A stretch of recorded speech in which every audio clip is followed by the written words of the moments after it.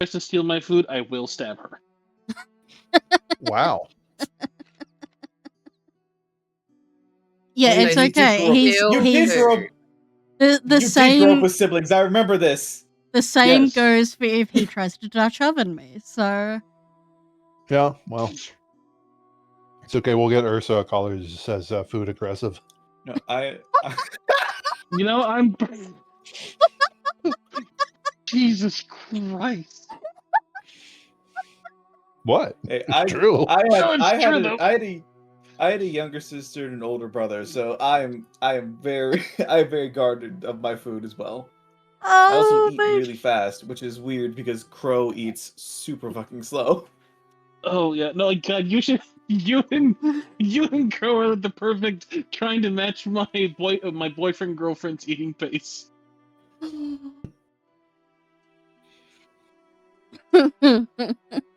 They can finish their food. They can finish their food all right, but I'm done with my food and they're just picking at their stuff.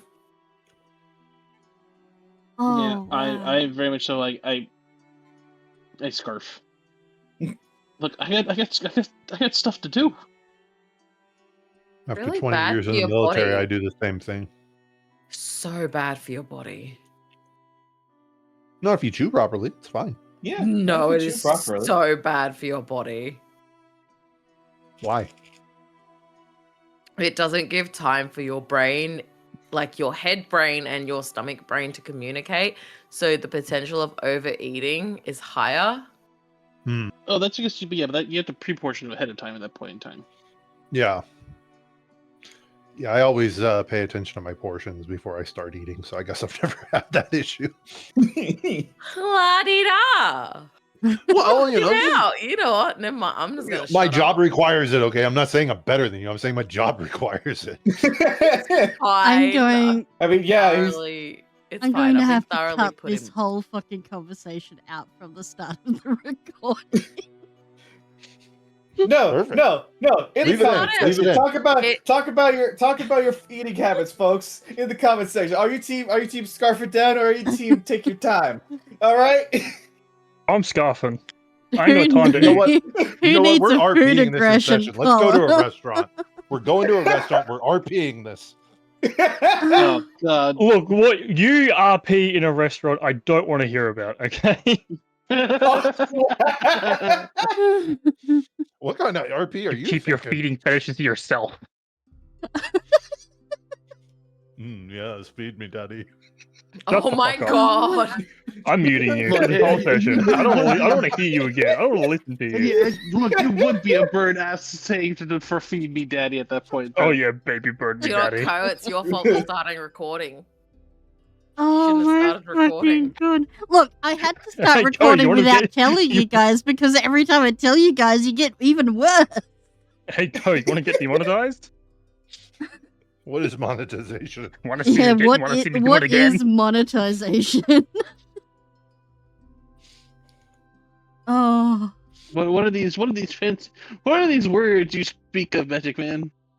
yeah, I don't get enough views on YouTube for monetization anyway. It's fine. So what you're Oh, These saying videos are just for posterity. is you want more people to watch you.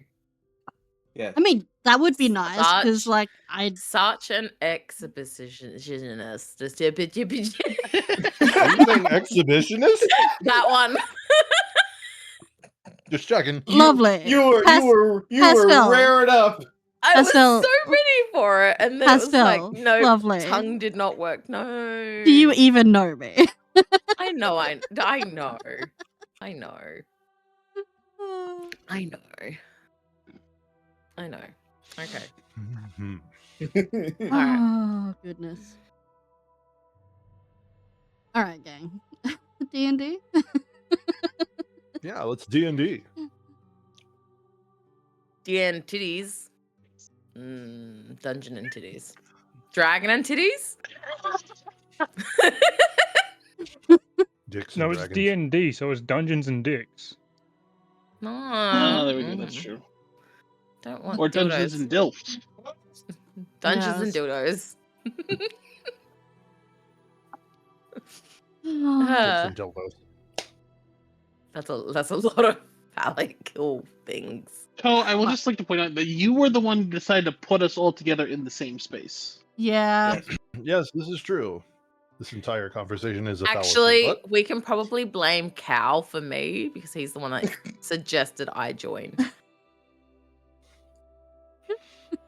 I got Was it good a suggestion? vibes, and the vibes were good. Was it a suggestion or a kidnapping? Wait, It's am a I bit the of both. child of? Am I the baby of the group? Look, apparently at this Yes. point in time, it would be the. It's usually the white people that are kidnapping the Mexicans, not the other way around. Oh my god! Wow. Wow! From innuendos to racism. I love it. Fuck.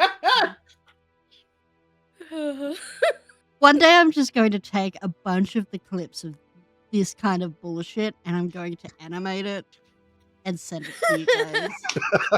It's just like a compilation of the shit my players say. It's like a video of the other 5 just all like having normal conversation and you see car pop in every once in a while with something unhinged. Like, feed me, daddy. Just this fucking Just bird. baby bird me. Oh my god!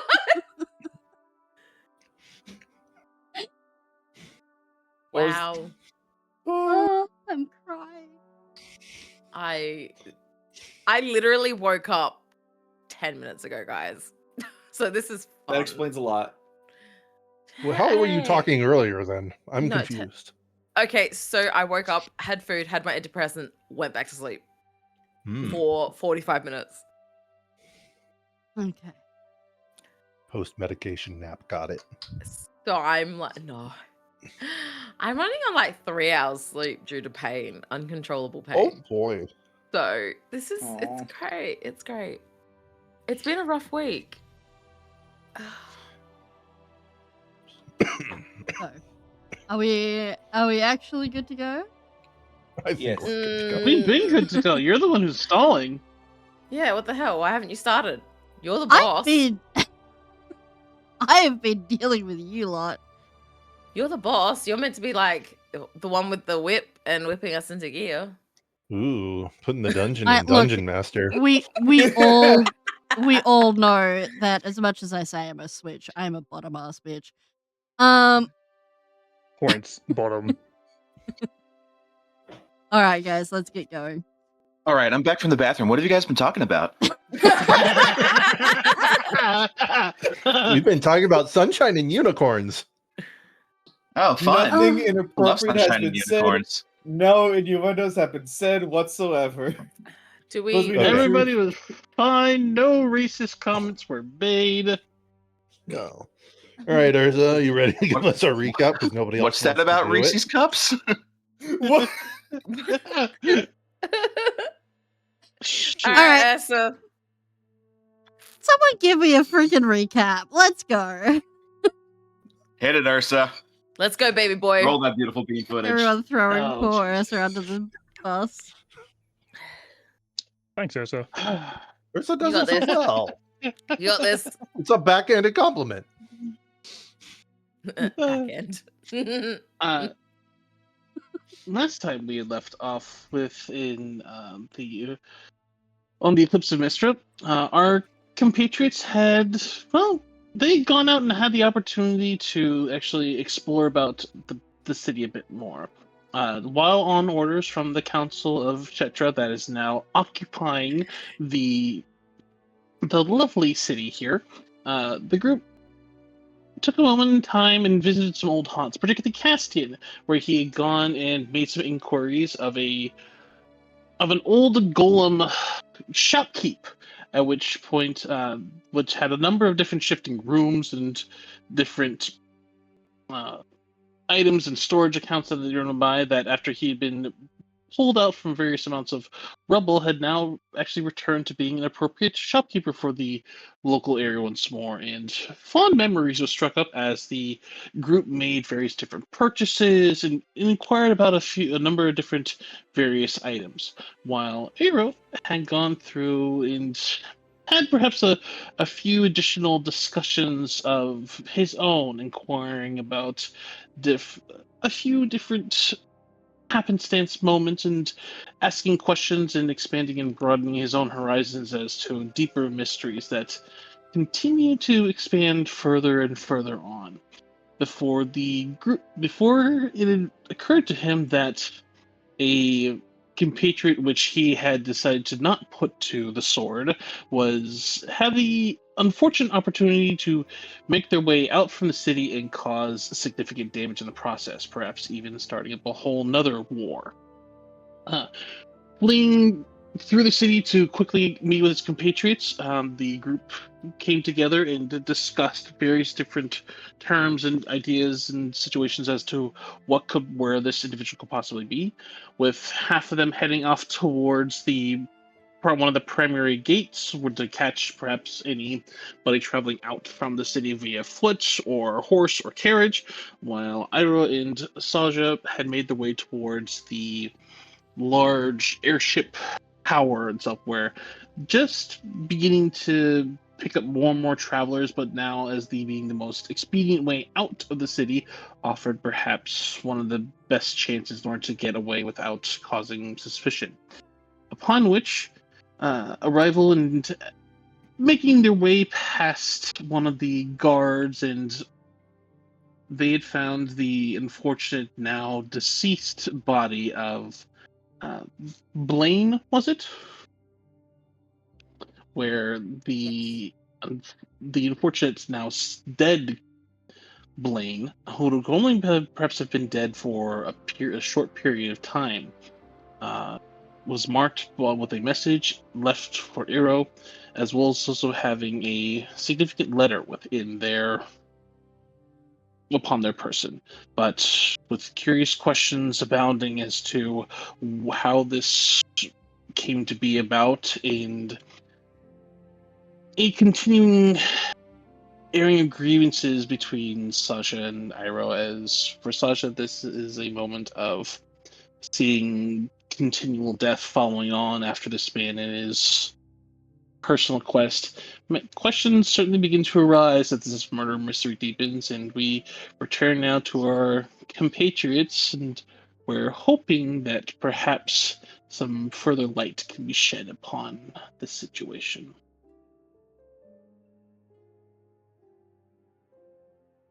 That and Rochelle made off with a whole fuck ton of jewelry. Yes. Minus the bracelet that Willow picked up. Also that. So on the overall map for you guys are actually right down the bottom here. Large structure that is built at the top of the cliffs. This sort of area is far more industrial in nature as you guys pass through on your way to airship towers. And it is all built around the main impact point of the fallen kingdom from Magicfall, where there is a large crater filled with various rubble. The cliffs itself is actually residual of the floating islands. By the time you guys get there, Aero and Saja, have you alerted anyone? I mean, I told one of the guards outside, and he was very ready to accuse me of having done it, and I basically intimidated him into not. Yes. Yes. You also called us, didn't you? Yes. Yes. Which is why you guys have just arrived. Because we had sending stone, so we could pass back and forth. By the time you guys arrive, it is a bit of a push to get through. This place has been mostly cleared out and cordoned off. There is a lot of arguing in the crowds in the area outside of this more cordoned off part of the station, where people are arguing with staff regarding their now potentially missed air flights and the like. By the time you guys get there, it is a bit of a push to get through. This place has been mostly cleared out and cordoned off. There is a lot of arguing in the crowds inside of this more cordoned off part of the station, where people are arguing with staff regarding their now potentially missed air flights and the like. But you guys I think we're managed to get your way through and meet up with Aero and Saja. And We're you at can Elias. see, yeah, you can see that there is a quite sizable guard force here that are standing outside of one of the rooms talking about things. They seem to be waiting for someone. What you guys doing?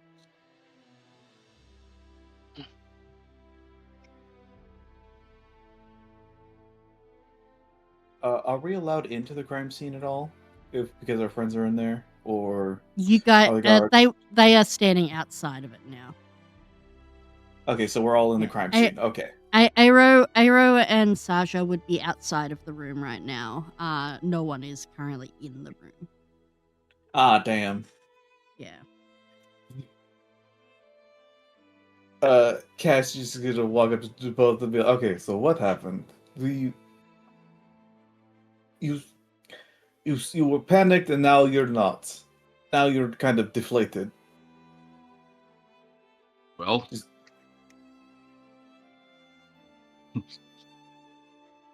Arrow just kind of holds out the letter towards him. Cassie will read the letter. I can't remember exactly what it said.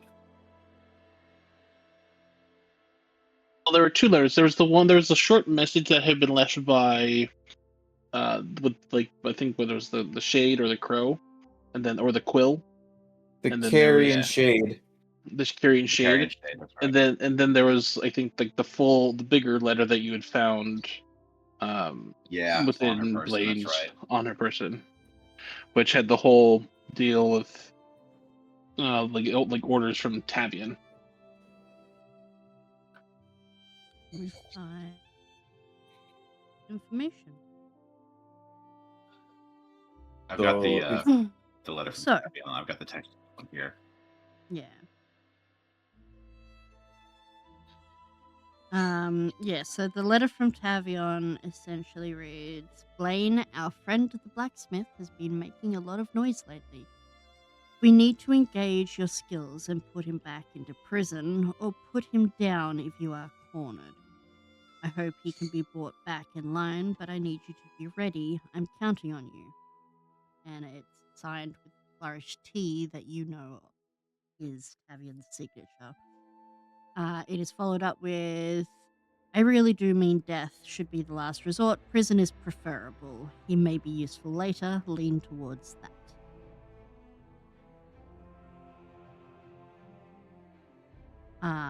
And then the note that you had from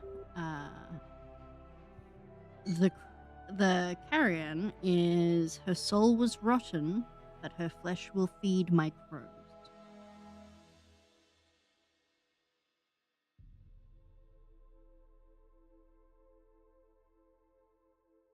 But yeah, I don't think you had shared the one from Tavian with Sasha, right? You just kind of read that and then tucked it No. away. No. does he share the one of Tavian with Castian? No, I was intending to share the other one. Okay, so just the Carrion Crow one. The one from the Carrion Shade, yeah. Yeah, the Carrion Shade. It's just like, okay, serial killer. Wonderful. Well, I guess the message we were hoping wouldn't reach the Dwarven Kingdom isn't going to reach it now. At least not immediately. Yeah.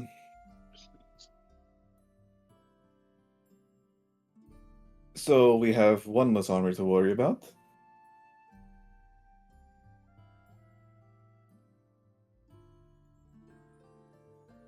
But anyway, did you know this person? Who were they? Who were they? They were at Blaine the ball. was. Yeah. Blaine was an old acquaintance, associate.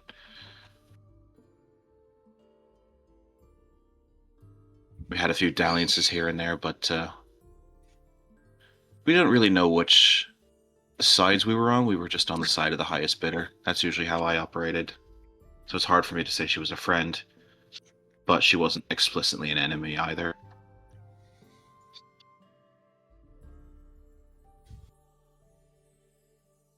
So this So this half ally of yours is now dead and by the hands of what is essentially a serial killer.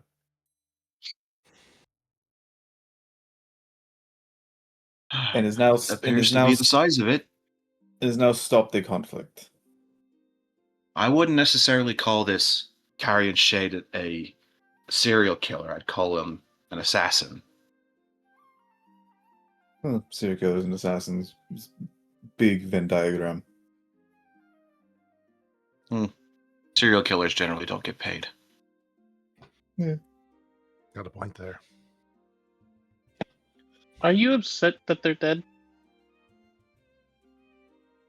When we first came there, you were.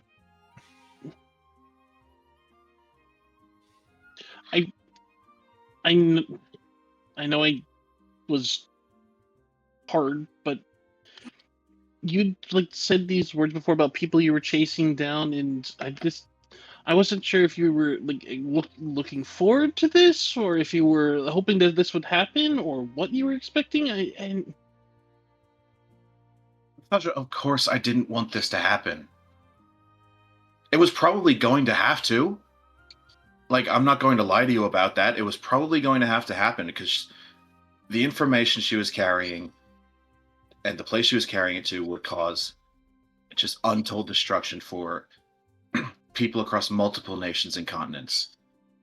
This was probably going to be the end result of whatever would have happened if we found her anyway. But no, I didn't want her to die. Regardless of which side we were on, who was paying us, there was a point in my life where she meant something to me. If there was any way to get around that, I would have taken it, but I don't know that there was. There is the clearing of a throat behind you guys, and approaching in the armor of his station back in Petra, Malachite Swiftfeather has approached. Oh, this asshole. I am a little concerned that not only were the group of you at the events that unfolded at the Crystal Towers, but now you are at the site of a murder and discussing the potential death of someone having to happen. He looks Gar's gonna pointedly kind of at... speak up. He's going to look pointedly at Aero. That's typically Gar's what gonna- happens I don't at the believe murders, you. yes. Yeah.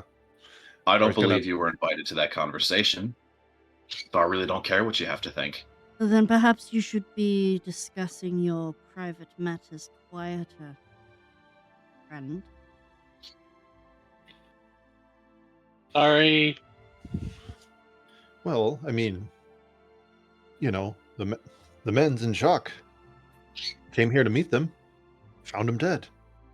Sorry, we're not, following your little civil rules here, but it is a shocking event, even those experienced as we are. We want to know what happened. There is a look he gives you, Carl. And he watches you for a moment, almost like he's reading something. Car's just going to stare right back and not react to that.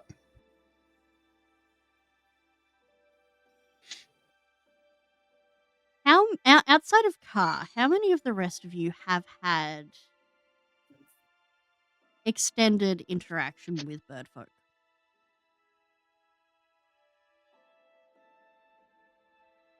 I think Casty Is it just maybe? me? Maybe? Yeah, definitely not Zetsa.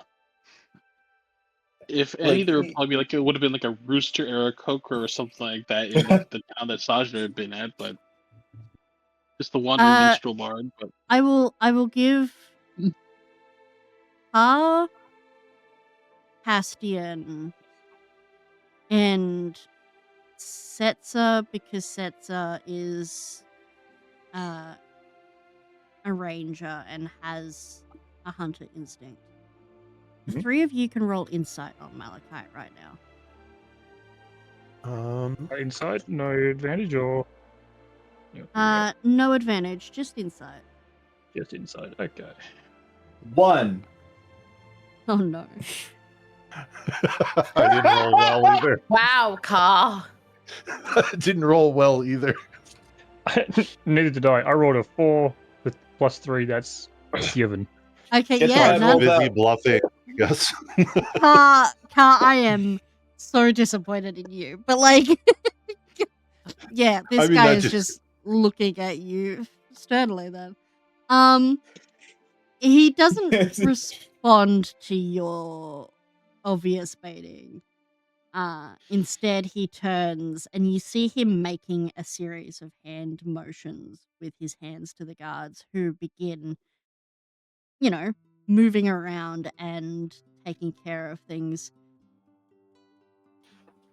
It seems we have more to discuss during the meeting, but I don't think that any of you were actually the culprits of this. I am very curious about the connections.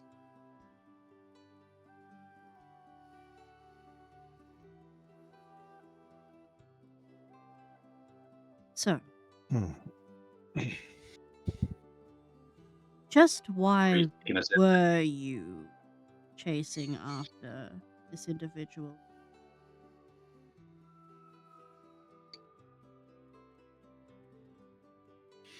Sajna will open his mouth and then close his mouth and look at Aero. No, I don't even think he gets the chance to close his mouth. I think Aero slaps his hand over Saj's mouth before he can say anything. Yeah, like let's not make it even more suspicious than you already are. Yeah. If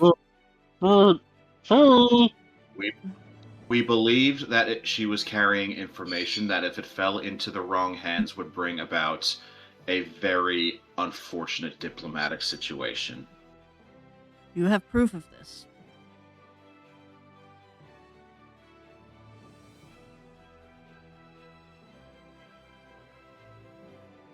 Are we on trial? I can't remember.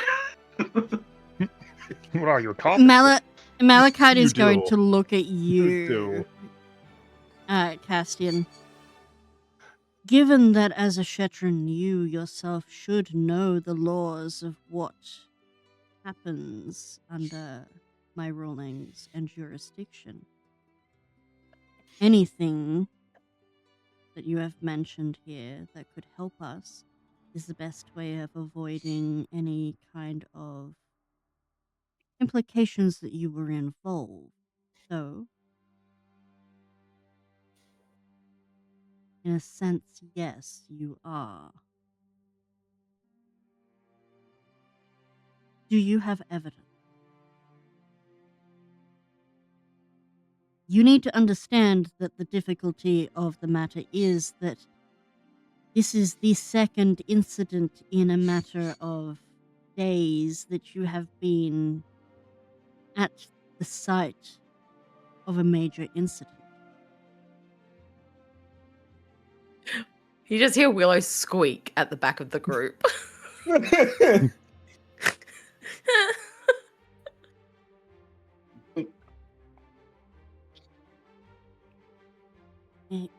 Sort of those instinctive predator bird eyes like flash to you, Willow, before moving back to Aero. Just over the table. Do we have the evidence? Like Aero has the evidence. I'm pretty sure Aero does. Yeah. I was just trying to remember exactly what it is that I have.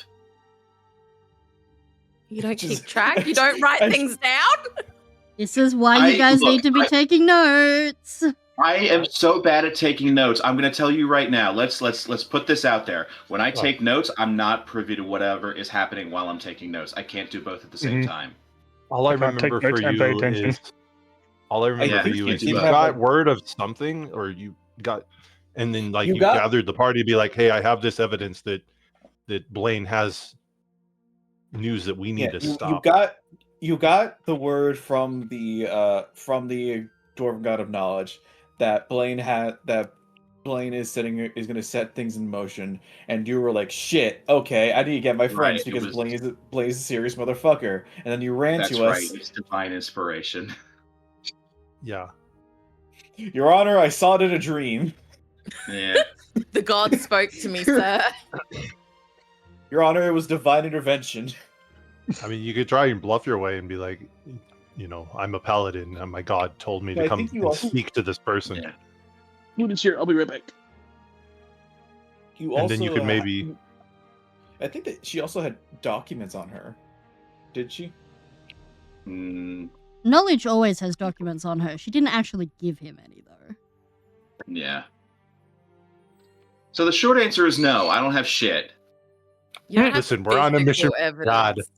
Maybe we were supposed to start the mission. We're on a mission for God. Maybe we were supposed to start the murder. We just didn't get there in time. Now give me some dry white toast, 4 whole fried chickens, and a Coke. He's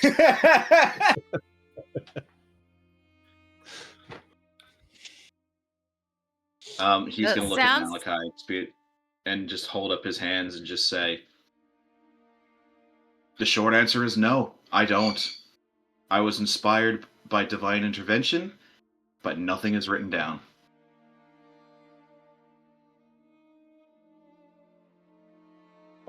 There is a moment where he watches you, and then he reaches for something on his armor. And you watch as he reaches for a small pin crest that he scratches his thumb claw into, and you see it glow momentarily, and his eyes echo that same cold as he looks at you again. Which god gave you this divine word? It was Ogma, the dwarf god of knowledge. He watches you very intensely for a moment. Can you please roll me? You can either roll me a wisdom save, or you can choose to automatically fail. Is he going to cast Zone of Truth on me? No.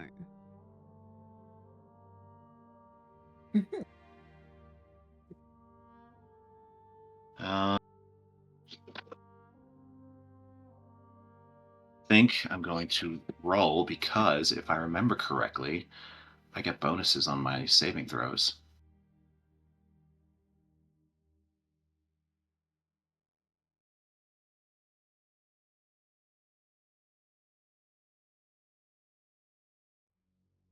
I'm just double checking.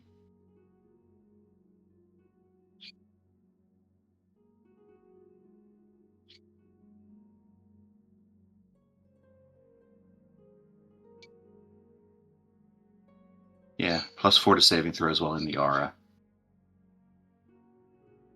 So everybody else within 10 feet of me also gets +4 to their saving throws. Well, he's only doing this with you right now. Okay. Just in case he decides to turn his attention towards anyone else.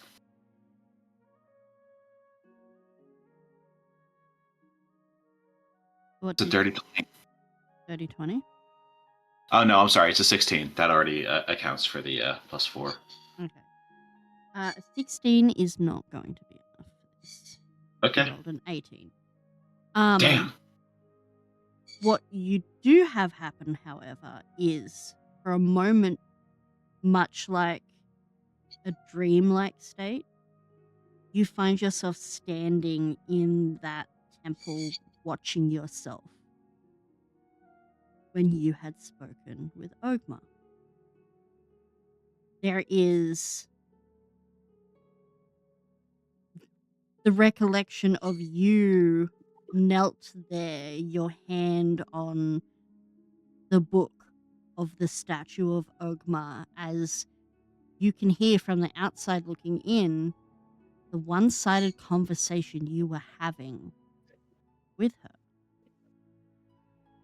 Where you remember her statue physically moving and speaking to you.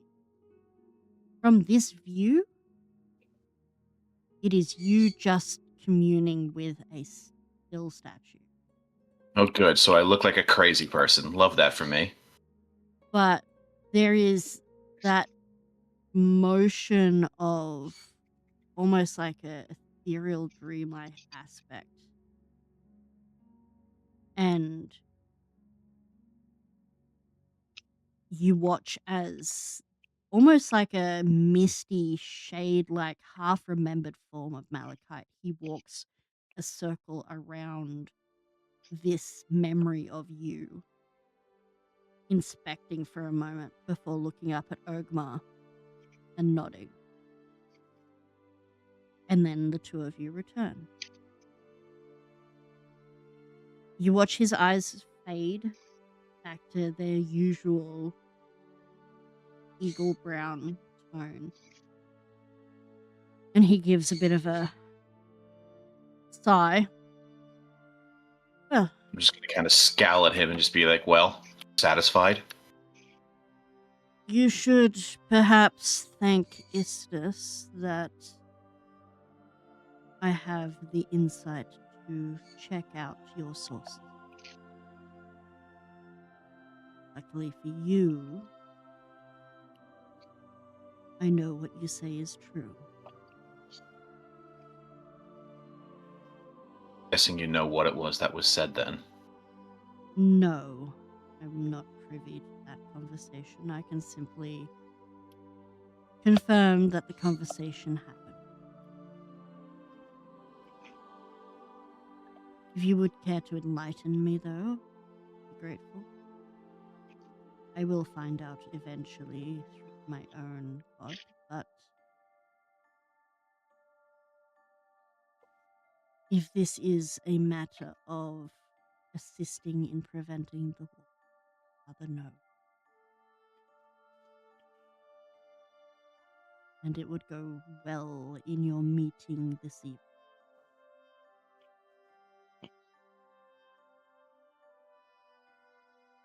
Can I roll insight on him just to make sure that he's not like trying to, good absolutely. copy and fucking throw myself into, the brig? No, absolutely. Politician. Well, I rolled a killing 13. Private citizen. This is a pretty low DC roll for this. You said 13? Cool. Yeah. Yeah. You can see that he is being perfectly honest right now. This man is the definition of your lawful good paladin. He believes you. His primary directive right now is to prevent.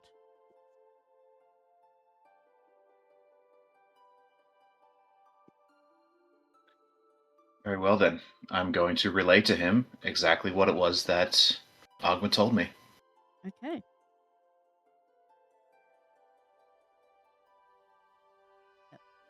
You relay this, and he frowns. You were on your way to prevent her, and someone beat you to it. In a manner of speaking, somebody perhaps a bit more single-minded than I am.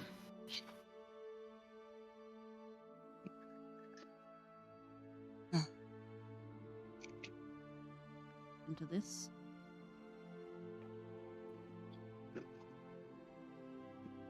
Is there any other information you or your companions care to share with me before I continue my work?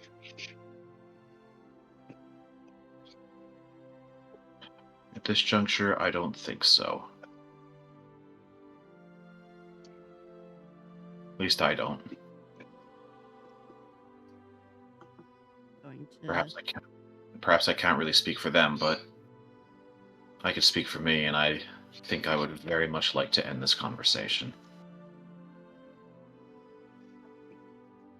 He'll sort of give a understanding but stern nod before those same sort of bird of prey eyes land on each of the rest of you one by one. I've been told I talk too much, so I'm going to follow what Iroh says at this point in time and say I don't have anything else to come to add to this. Just gonna blink slowly at him. With eyes Yeah, out of sync. With this, no, just like a very slow blink of the eyes of a snake. Oh. There is a look that he gives Saja of saying that is perhaps worse than saying anything. Well, we tried.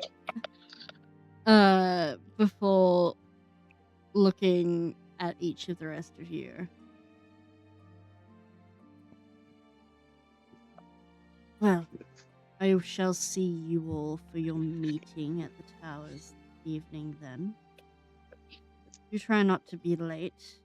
There's already a gamble as to whether we will be held up by Salem's arrival. He looks at Salem. another council member. Someone who will be managing here so that we can return. He has good insight. And you don't? I do. Sasha. I do, but my own continent is also in the forefront of its own matters that I must attend to as well. He looks at you, Castian. When all of this is over, if you would like a position within your homeland's military, speak with me.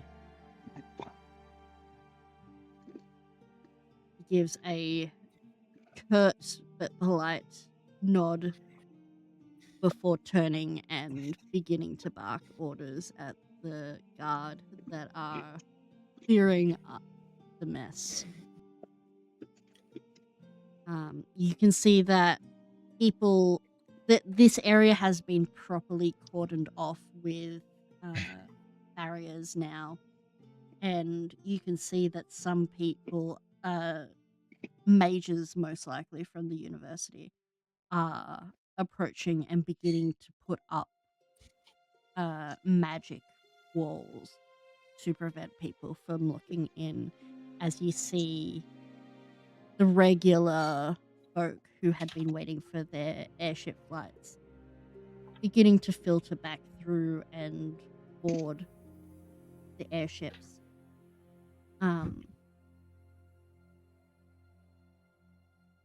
What are you guys doing?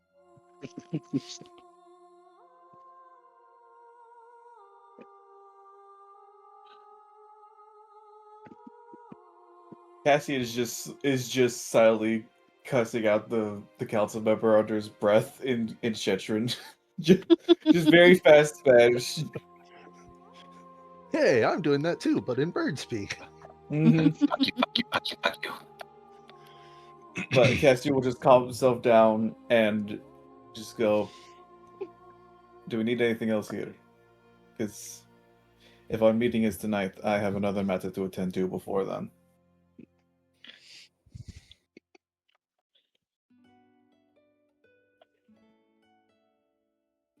Well, I I wonder don't what these people think would. so.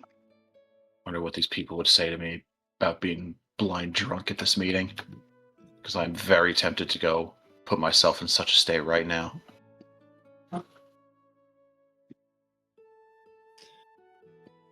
I think though that you'll probably end up more like me, and I don't think that would end up being good because you might say something that you regret, which apparently is something that I should be more figured out of how to do at this point in time. Or is just shaking his head at this point. Really Perhaps we ought doesn't know what to. she's gotten herself into. It's usually not like this. There's usually more actual monster fighting and things like that, but it's. I hate to admit it, but I believe the counselor was right about one thing. We should probably go talk about this in a more private setting. I mean, just because Blaine died doesn't mean she died for the same reasons as we wanted her to not become a problem.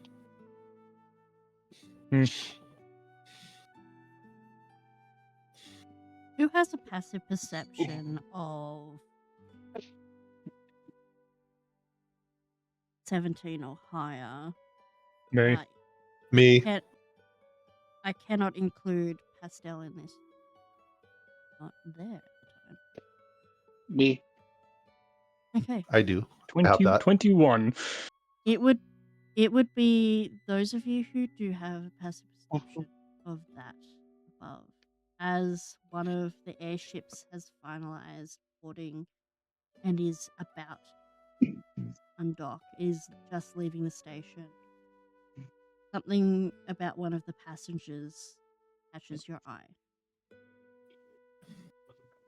And standing on the deck, staring directly at you all with a grin, would be Betz's clanmate. The same one you guys had fought. Oh, Why? Why? Oh, wait. I wasn't there for that fight, I don't think. So I wouldn't recognize that person. No, you wouldn't. Right. That was while I was kidnapped.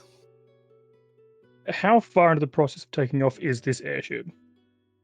Reasonably, it's left the dock now.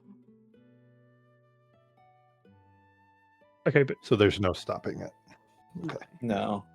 would you... Okay. I was going to ask, would you say it's more than 100 feet? No, it's not more than 100 feet. I could always cast haste on you. But no one else will be able to catch up with you. That is a good point. Bet. Hey, I've got a floating wolf. I can fly now. I can fly. And fly now. So honestly, I we actually- probably could. I could probably fit Setsa and Actually, okay. Castian Here's- both on the back Here's the of the thing: wolf. we I do. can fly. I was one of the first to be able to fly. We need to go to this council meeting. We can always fly back. I've forgotten what the name of that guard guy is. Malachite? Malachite? Malachi. No, Malachi. yeah, sorry. Is he still around? Yeah, he's currently over talking with people.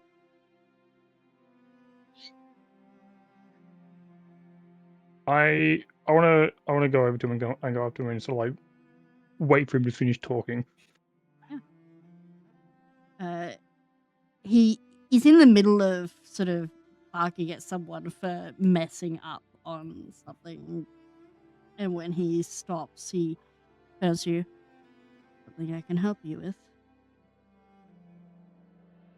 I kind of turn and point towards the airship that's leaving and say, "Is it possible to know where that one is going?" It's one of the first leaving that would be heading to Ravensbridge.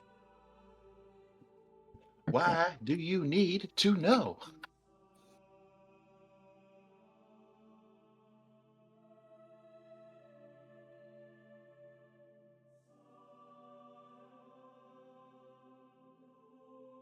I'm just gonna say thank you and then move back to the group.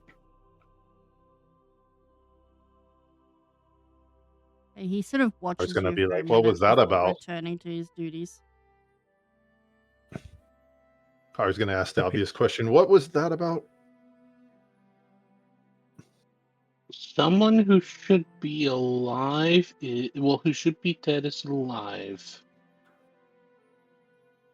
Someone Well, who will be dead. that's not a non-exhaustive list. Who exactly are we talking about?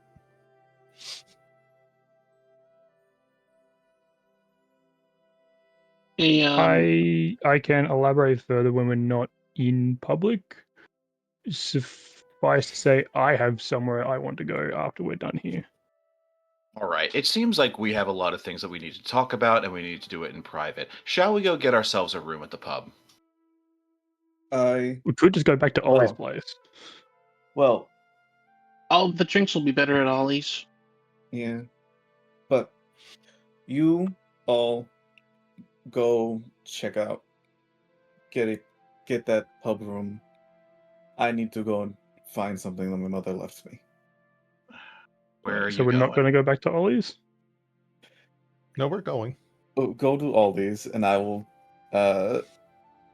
I need to go. I need to go to a house at the edge of the dust district. Is that like a stop by along the way for us, or would it be? No, that is the opposite side of the city. Look, whatever you got to do, just don't take too long, all right? I won't. I feel like it would be unwise to spend too much time apart, given the actions that we've taken so far. We've drawn a lot of attention. And I think Kara's we're going gonna to each individually be draw a serious lot for more of once. attention. We're going to draw a lot more of attention if we're not seen together. That's probably true. Kara's gonna turn to Castian and be serious for once and be like, "Would you like to borrow a mount?" I Pointing at think that would Ruben. actually do me some good. Kara turns to Ruben, speaks to him in bird speak, and says, "Take him where he needs to go." Ruben will sort of just nod, make a almost growled chirp sound that Willow would recognize as him agreeing.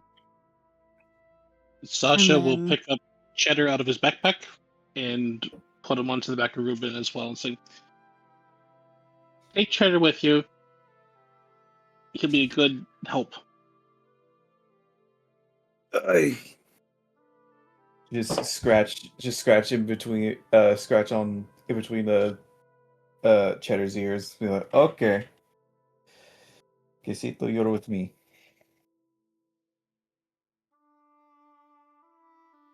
The tongue lolls out.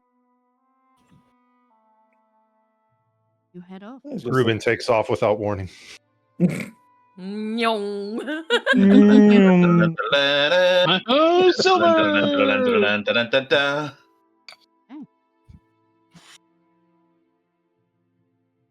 We will transition to where people need to go. Mm-hmm. For those of you with a passive perception above 16 who are heading back to Ollie's, there is, by this point, the new day's newspapers are out. Obviously, there is talk about the events at the Crystal Towers, but there is also, you would overhear one of the newsboys on the street calling out about increased attacks from the magic-addled people. Those zombie-like infected with the magic that has overrun their bodies. As well as an increased number of them on the south path towards Bangladar. So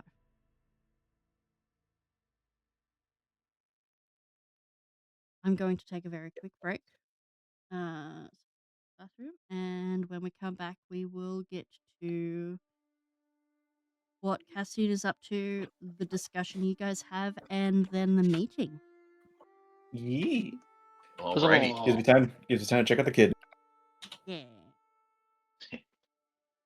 Tell your friends, arm yourselves with knowledge.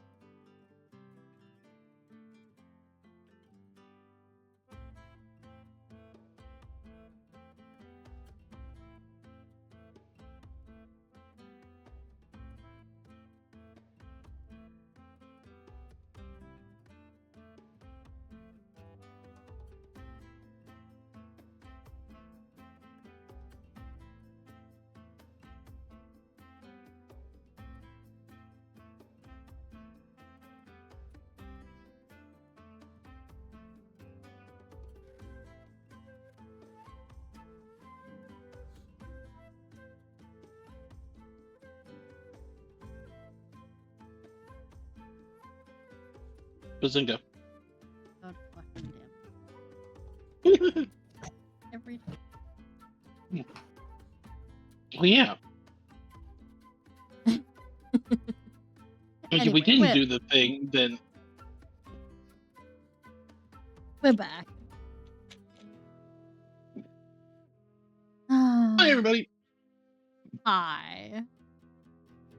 Oh my god, we're back again.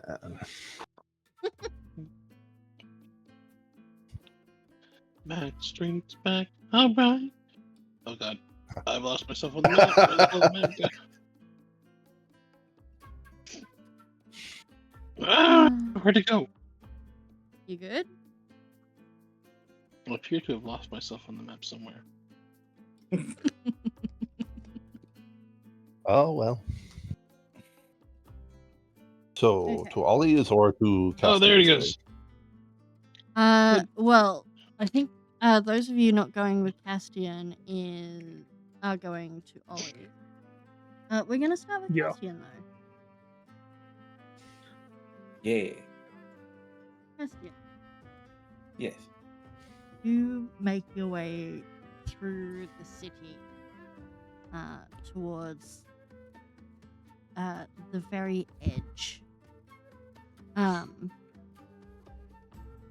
You know that you're probably not going to be allowed out the gates, given that you were supposed to be staying in the city. How are you getting out there? Oh, it's at the outside of the city? Outside the Yeah, walls? it's in the little shanty area outside the walls. Okay. Don't get my dog arrested.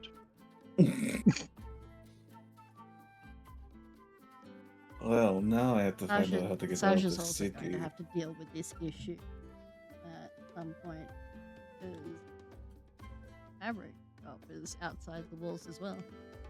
Oh god damn it. Okay, he probably doesn't realize it. Oh no. Castian is gonna be like he's gonna be talking to himself, but basically talking to Cheddar out loud, like, okay, we have to get across these guards and looks at the shadow he's casting that's with the Cheddar, and he's like, Quesito, watch this, and he's gonna do the quick samurai draw, real quick, and you'll see the shadow be cut into a million pieces as he casts Pass Without Trace on himself. Okay. For the sake of this, it is also going to count for Cheddar and for Ruben. Ruben, yes.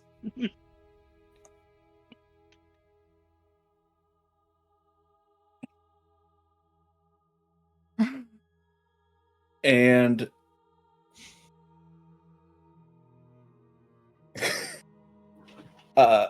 just look at Ruben and be like, okay, I don't know if you can understand me, but I need you to cause a big ruckus. Ruben turns, looks at him with one large eye, and then bites the nearest person. Yeah. Um, And he's hoping that will cause a big enough commotion so that the guards near the gate will try and catch Ruben. Okay, so I need you to understand something. Ruben looks like a big cassowary type chocobo, right? If you were to open his beak, he has fucking teeth. He is a carnivore. Hmm? You have just asked him to bite someone. Who are you asking him to bite? Some just random? No. I think he's looking at the person with the biggest and thickest helmet, and he's like, go fetch. Okay, Car. I'm Can gonna. you please roll Oh, me no. a Well, see, Ruben's probably going to live up to his name. Which one do you want me to roll? Can you please roll me a strength check with a +10 as this Strength guy? check. A strength check with a +10 as he bites down on this poor guy's head, because that is where Astian What? has decided to go for. 19. The helmet. It's a very thick Turn. helmet. This took a turn. It's a 19. 19. Fuck. Because I added Okay. 10 to what I rolled. Yep. God almighty. 19. Alright. You watch as much like someone deciding to bite through a Jolly Rancher to get to the gooey inside. Reuben bites down on this Pause thing. for a second. Pause for a goddamn second. What Jolly Ranchers are you eating with gooey insides? Those things are The ones with solid gooey from top to insides. bottom. They did You mean make a the gusher? liquid-filled ones for a little bit. I definitely meant gusher, but that works too. Yeah, you get the immediate impact, and then you hear a crunch as you Wait, watch wait, the head wait. crush. I thought. Oh a pretty thick no! helmet. It Oh it no! definitely creates an incident. A ruckus. We just avoided being accused of murder. What are you doing? Reuben. I asked it to bite a guy's helmet. Yeah, and And Ruben was hungry. he bit the helmet, The helmet. and the helmet was on the head.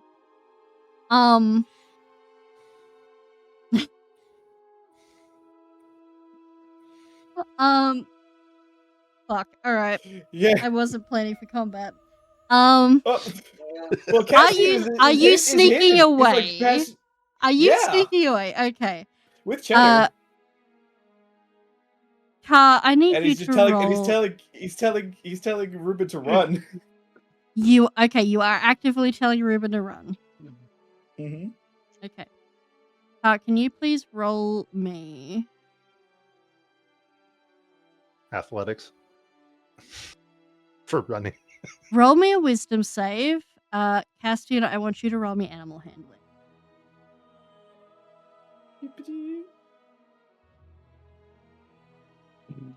Okay. 20 for wisdom save. Not Okay. nat. Ooh. And what was your animal handling? Well, no. Ooh, 15. Okay. Reuben does listen to you because he rolled high on Yay. his wisdom. He is taking the body with him. He's already got it halfway down his fucking gullet. He is having a feast. So he is going to run the opposite direction to you with this poor guy getting swallowed. Fucking Christ. And you absolutely can just waltz your way out. Reuben is now That's a it, wanted 6 bird. Fuck me. Okay. We will get to poor Reuben in a minute. This escalated so Poor Reuben? fast. Castian, you make your way out. You find the street that your mother had left. And you find the location. This place, the streets, once you get away from that area of chaos that you had just caused Created? with Reuben, the streets out here are quiet. Yeah, you've got to be very specific with a bird like that.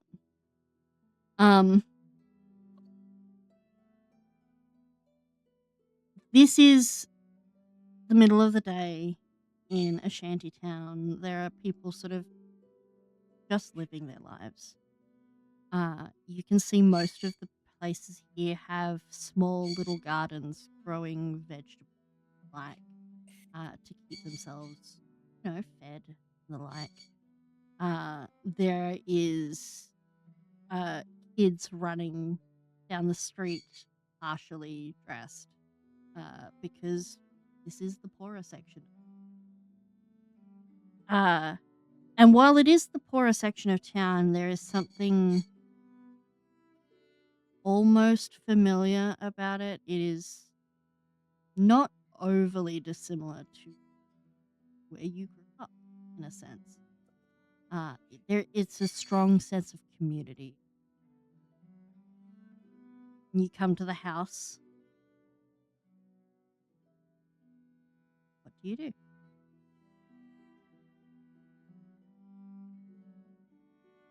This house,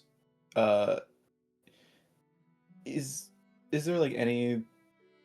There's like, it's like abandoned pretty much, right? No lights are on, nothing super obvious. Yeah, it just looks closed up, like no one's home. Caster will try the door at first.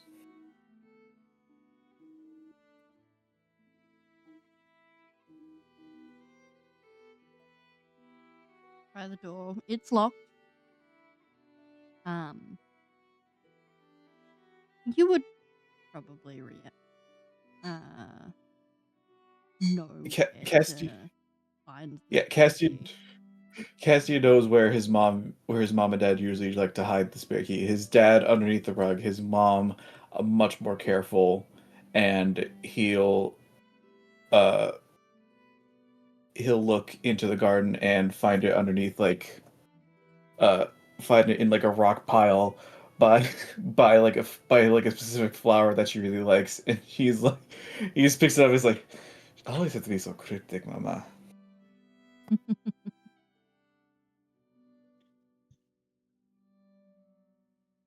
And then go and open the door. Yeah. It's pretty. Walking in, you definitely see it's made to look like if anyone were to enter in here, it is just a regular house that no one's home. Everything seems to be in its place. One of the chairs is slightly askew where it looks like someone had sat there at some point. The bed is neatly made.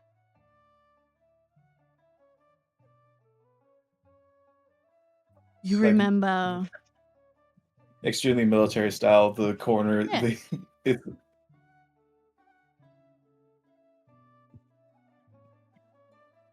Yeah, you remember being drilled into you how to make the bed. It is that same sort of hotel tuck that the military teaches you. There are small little, I guess, snippets that just echo your mother's habits, where she has subconsciously left her mark. The fact that very clearly before her residence here, the bed had been against one wall, but she had shifted it so that were anyone to enter in, she could sit up and directly see both the window and door. The location of the cups versus the plates versus the cutlery, that kind of thing. Cassie will look around and be like, does she sits on the bed, reaches underneath a specific part where it's easy, and then he's like, yep, pulls out a fully loaded crossbow. It's like, Yep. Because I would say you pull it out and you know better than to like look straight into the crossbow, and it's probably for the best because this has been sitting there with your mother not touching it for so long that as soon as you sort of shift it and it gets that movement, the bolt flies out and lands in the wall simply because the tension has wound itself and released. And you take a moment and you just sort of sit there. And while it's not quite home, because it's got your mother's essence throughout it, it feels homely. He'll sit in that for a moment, then remember why he's there and remember his mother's study habits, and look into like a spare room that he knows will have a desk and a with part of the desk like kind of hollowed out with like a little crater where she like fidget with a dagger or something, like dig into the desk and look through there for the documents. So you do this, and you do find a little compartment. You find nothing there. And then there is a snuffle and a small bark from Peter. Hey, Quesito, what you find? And you can see him pulling aside a rug to reveal a trapdoor that leads to a basement.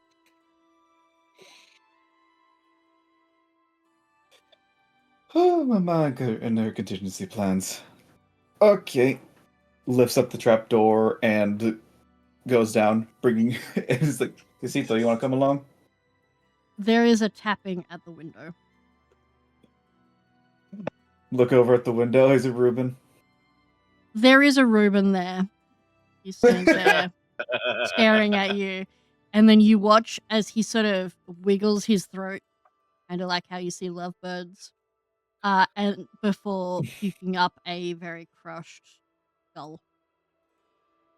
Oh.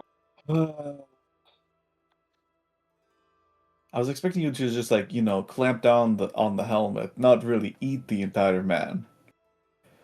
But good job nonetheless. He pecks on the window again. He wants in. I will not let you mess up my mother's home, or at least her spare home. He pecks on the window harder. Opens the window, lets him in. I like you have to stand there for 5 minutes as you watch this massive bird try to squeeze his way through a window instead of you opening the door to let him in. Mm-hmm. Yep, Cassie wants him to learn a lesson. He So eventually you want in, makes you gotta do it the hard way. he eventually makes his way in, and What? this large bird is now standing in the middle of the bedroom.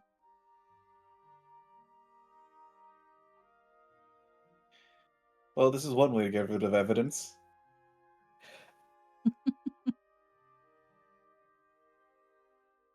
Do not. Well, I don't know how much sentimental value she has in here. So, don't mess it up too much. And he will go down with Cheddar into the trapdoor. Okay. You make your way down. And this room is littered with papers. You can see that she has gone full Pepe Sylvia on this. There are papers pinned across the wall with various notes and marking and things pinned to those papers.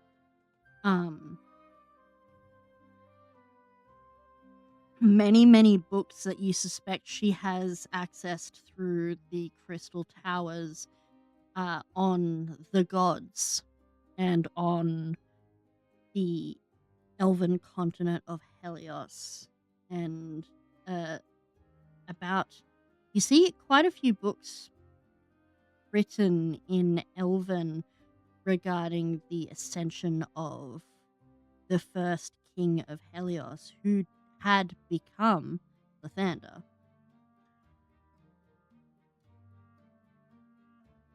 You find various notes on different members of the Arganus kingdom and the different kingdoms within here in Olay. You find a few notes that catch your eye because you can see that she's written notes on the Shetron Council members. And you can see that she's written a few notes about a disturbance that happened within the desert where she has very clearly written question marks of find these adventurers. Oh, that's us. Yeah.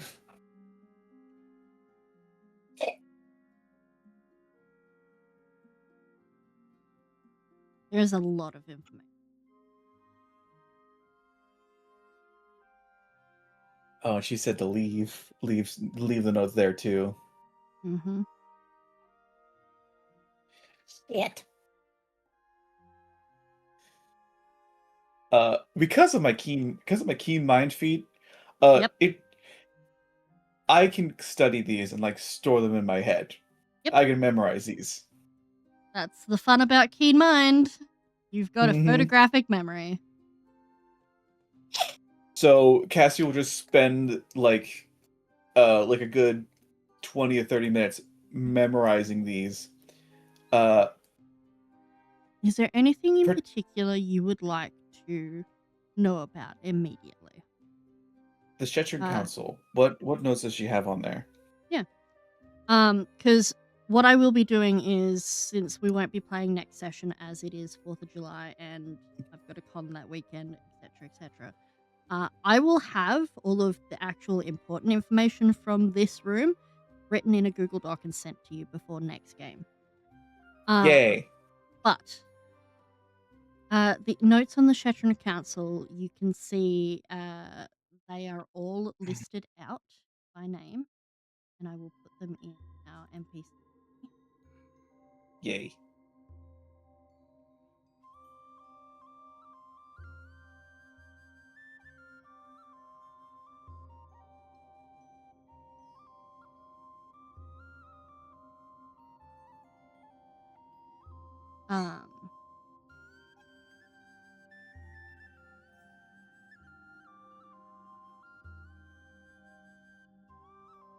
So the very basic information is written there about each of them in a list. You can see Salem, the one that was mentioned earlier, is apparently Counselor for Education.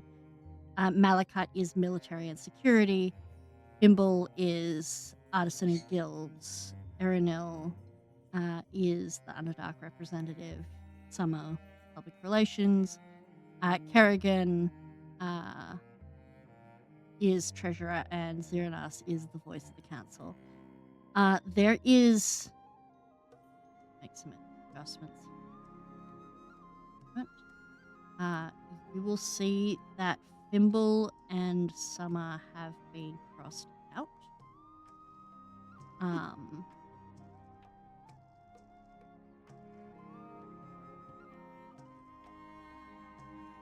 There are notes on Salem.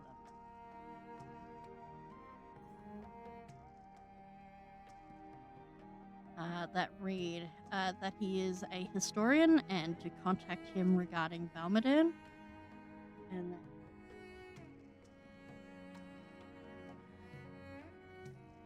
notes regarding Ziranas.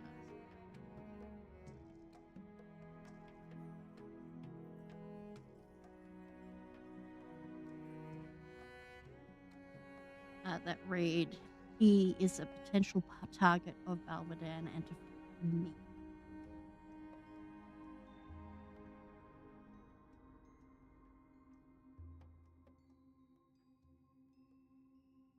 Realized I had to adjust those because some things had changed thanks to thing. But yeah, that is the information you have on those councillors at the moment. They had it coming. Okay. They had it coming. They only had themselves to blame. They did.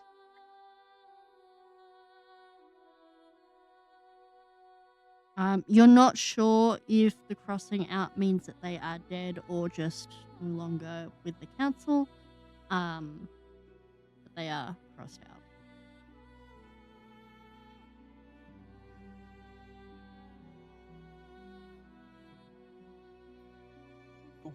In regards to the gods, Yes. what was she looking into in particular? Like the legends itself, or was she looking into like genealogy or something like that? There's a pretty wide range of things. A lot of it was how many of the gods ascended, because not all of the gods were born into divinity. There's actually quite a small percentage of gods who were born into.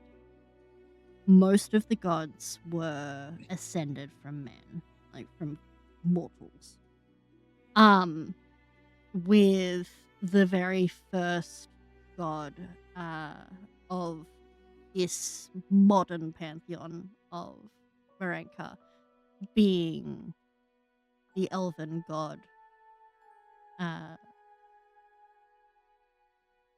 who had once been the elven king. He became Lathander, the sun god. And when he died during the second calamity event,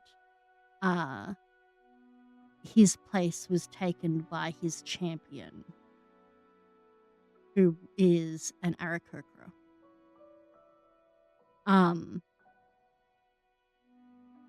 You can see that she seems to have marked a selection of gods she thinks may side with Balmadan if war is to come.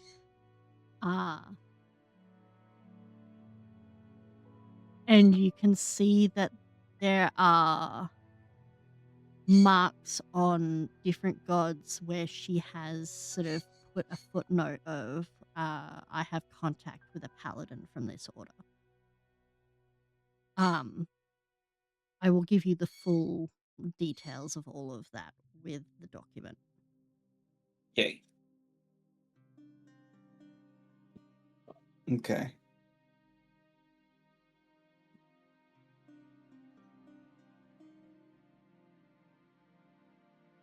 Okay, I think he will take note of all of that.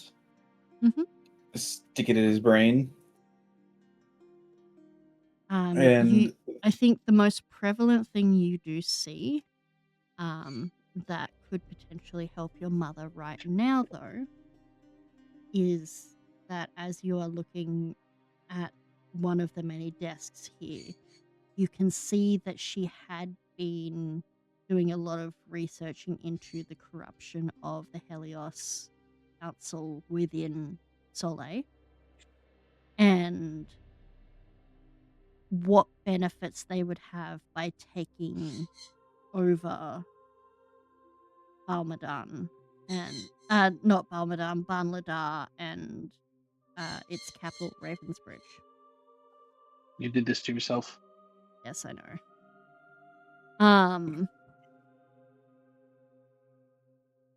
And you know that even though she has said not to touch the other stuff, if you were to take this information to the meeting, despite her saying not to touch the papers, you could get her freedom. Yeah, no, I value her freedom more. Yeah. So are you taking this paperwork? Mm-hmm. Easy.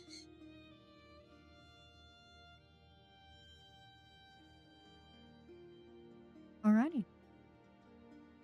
Well, if that is the case, grab that. Is there anything else you want to grab before you leave? Mm.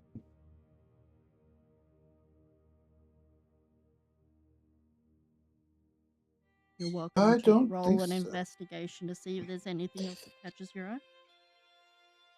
Well, when you say it like that. Can Cheddar make a sniff check? Oh, yeah, Cheddar has been sniffing all over the place right now, but absolutely Cheddar can make an investigation. Cheddar's investigation would be a +8. Dang. Woo! So, investigation, that's a 26. Beautiful.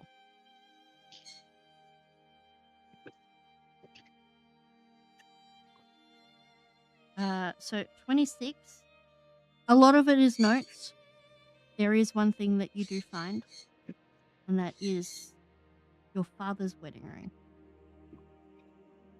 It is hanging on a simple chain, and it is sort of hung up on the filigreed sort of decorative piece of a lantern.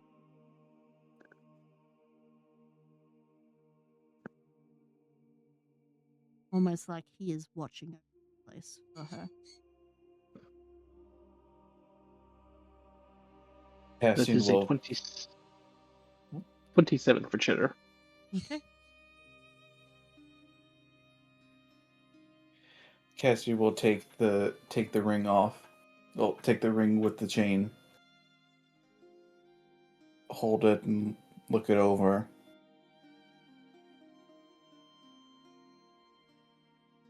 And just put both hands over it. And pocket it.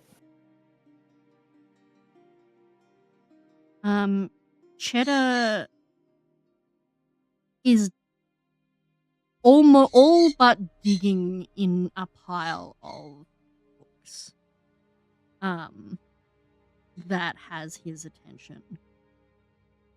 Hey, what do you do? Okay. Cassie will help Cheddar dig through. As you get through the books, he grabs onto one particular book. It's fairly thick, bound in a type of leather that when you pick it up, it's almost got an iridescence to it, and a patterning to it. And it's as you do pick it up, you realize that this isn't actually leather. This is fairy wing. Oh, not showing Willow that. And are you opening it? Yeah. In here. We'll hold on to the book, feel it, realize what it is. Like, oh, sorry, Willow.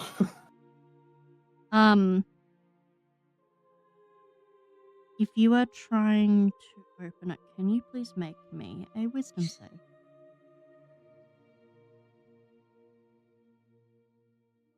Wisdom save. 16. You are going to take some.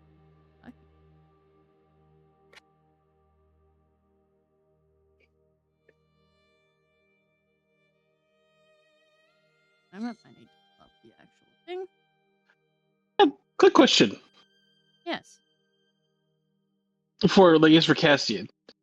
Does Castian actually feel the psychic damage? Because he doesn't feel physical pain, but does he actually feel psychic pain? Yes.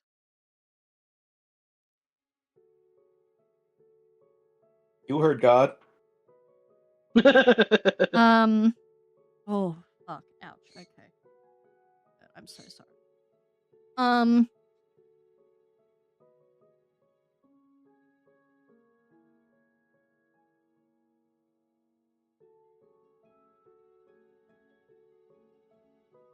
You are going to take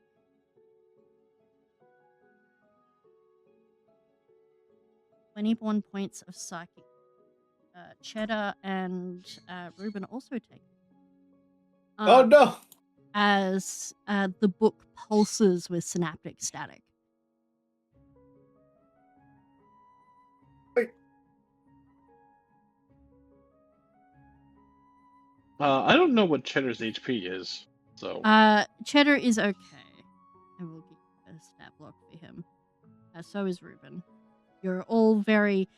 There is a thud, however, from Ruben as this muddles everyone's thoughts, which means Ruben, who had his head stuck down the hole, very ostrich-like of him, almost falls into the hole, but is stopped by the size of his body. I'm not going to make you guys roll a Constitution save to get yourselves back up and going. It passes in a moment. But, yeah, this book remains closed for the time being. You take it with you.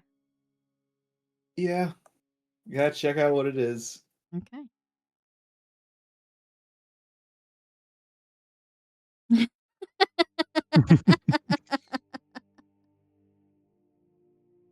All right. I'm sorry, mister. I ripped a horse in half. He's damaged the mount. He's gotten the mount on the one. Hey, that I'm he allowed to doesn't- damage my own mount. But other people damaging my mount? How dare.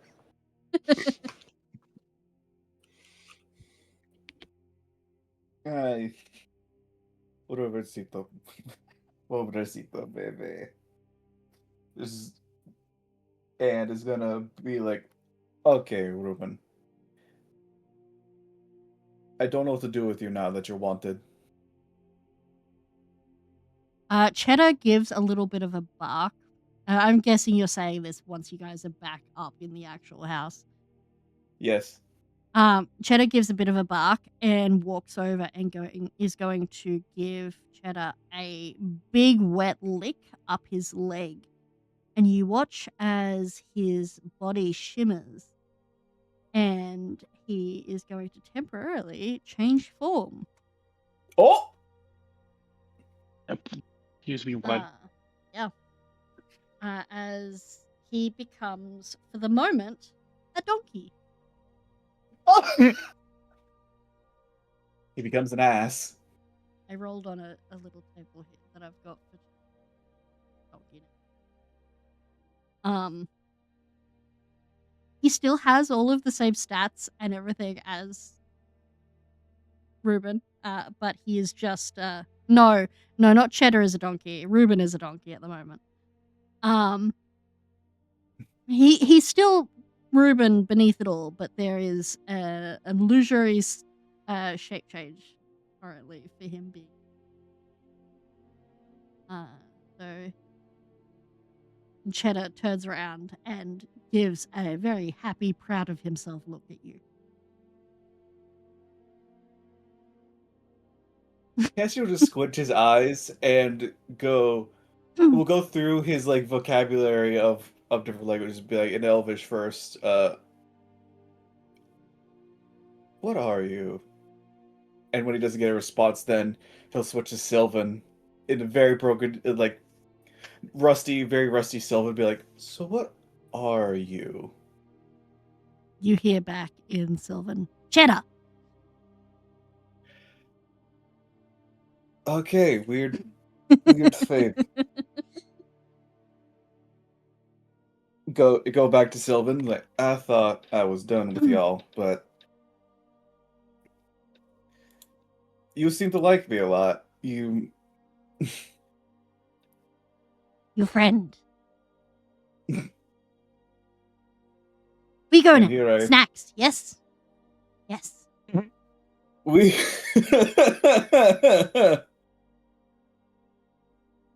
I will get you as many sex as you need. He is going to enthusiastically wiggle his little nub tail.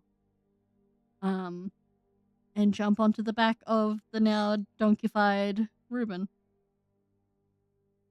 And we'll make our way back. This faster than average donkey. Yeah, Reuben's going back out the window apparently. Even though Cassio's opened the door and he's like, okay, you choose the hard way. Well, you taught him to go through the window. You could say he was taught to do that, or you could also say that he's petty. Yes. I know. Ruben's not stupid. He's very smart. ¿Por qué no los dos? All right. Back at Ollie's place. Ollie is still milling about the place. Are you guys going to want Ollie to be privy to this conversation? Carr has no feelings on whether or not he's involved. Castian is Is indifferent. he going to be whether we like it or not? I mean, I don't see a detriment.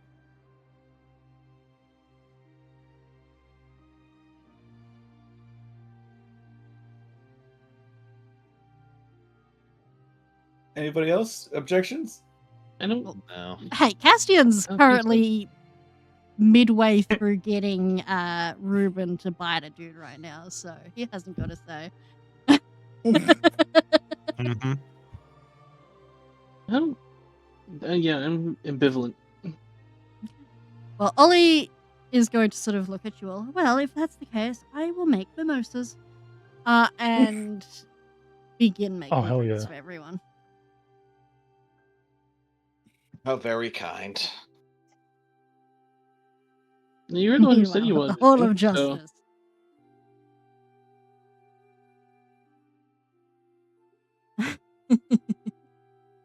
So, what are you guys having the conversation?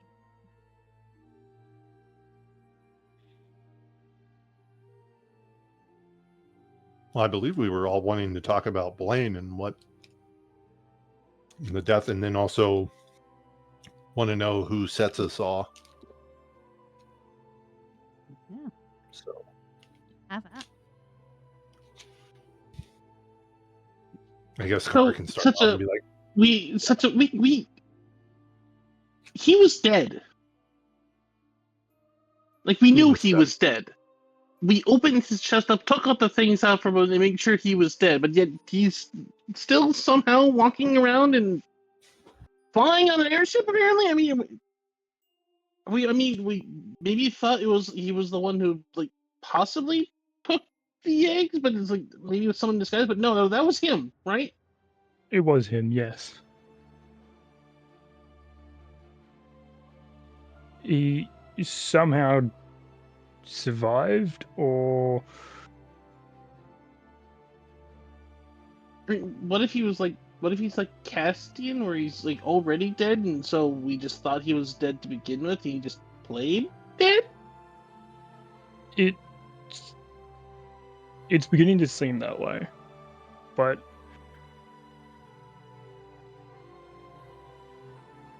I know that the airship he was on is heading to Ravensbridge. And that's the closest lead I've got to him, the eggs, and everything else. Well, do we know if he didn't just sell the eggs and they're off to someplace else? Do we know if he still has them, or if he's keeping them with him?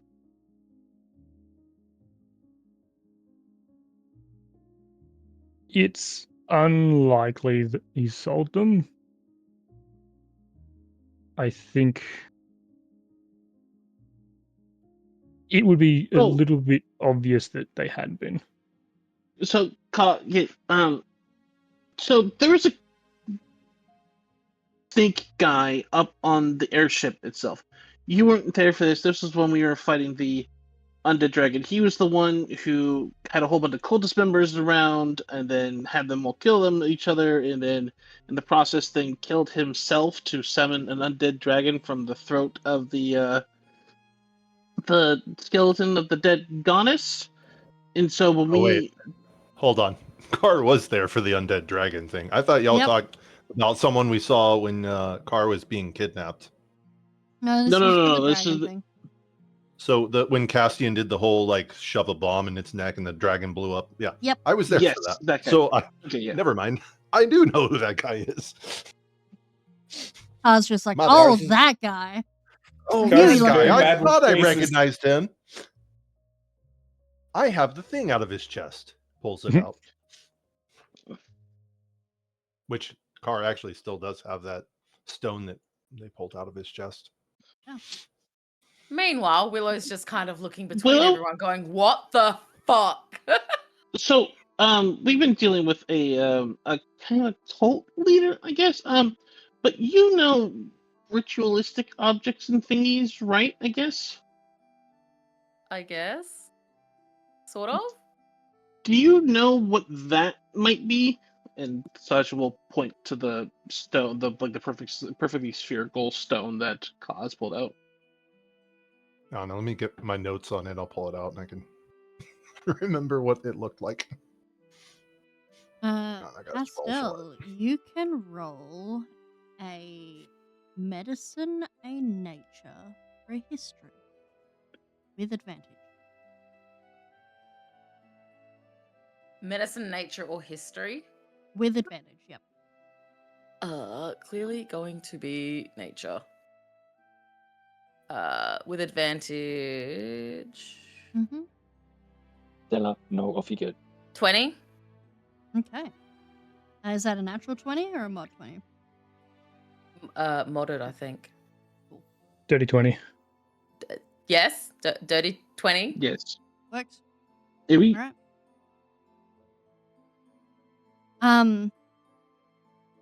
This is what you would recognize as a lifestone. It's similar to something of a phylactery. Generally, people who make these make multiple, which would explain why this guy is still around. Though it is usually a frowned on practice used by certain covens of hags.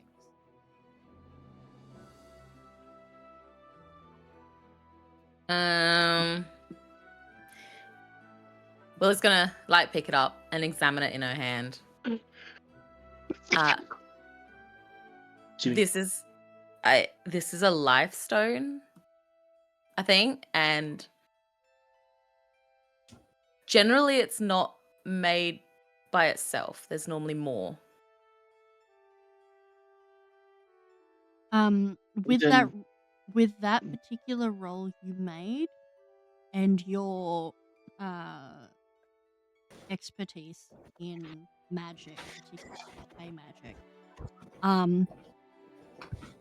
it would take probably about 5 or 6 long rests. But if you spent a bit of time each long rest, you could potentially find out how many of them were made, because this is still intact and it's not been harmed.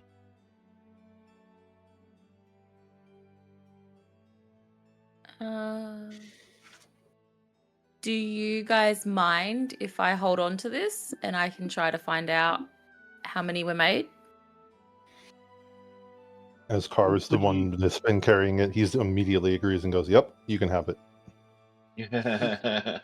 Do you think you could also find out maybe if where they are, or just how many there are, how many they made? Because if we can know as to where they are, then well, it probably means and tell us as to where that guy might go if he needs to get another one. Carr's going to sit there and think about it for a minute. I'm going to bet he got it in Ravensbridge. Everything lately seems to be pointing to Ravensbridge. Well, but what if he picked up one here?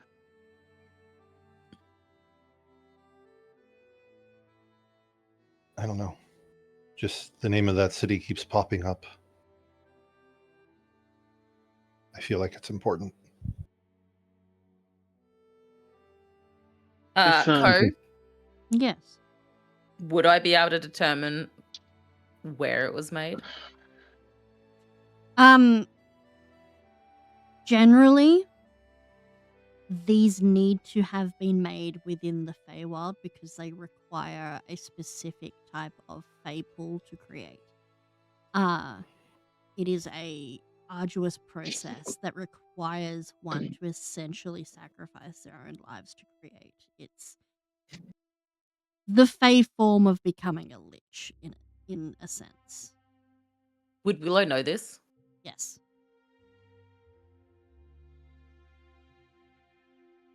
She's going to turn to Saja. And kind of just...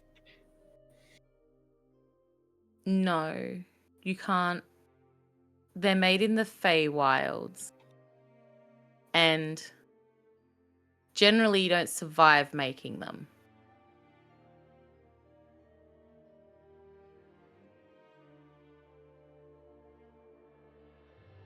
So I won't be able to locate, like, where it came from.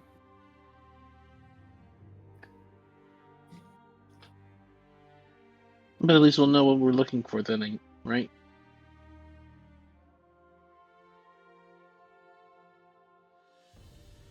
Yeah.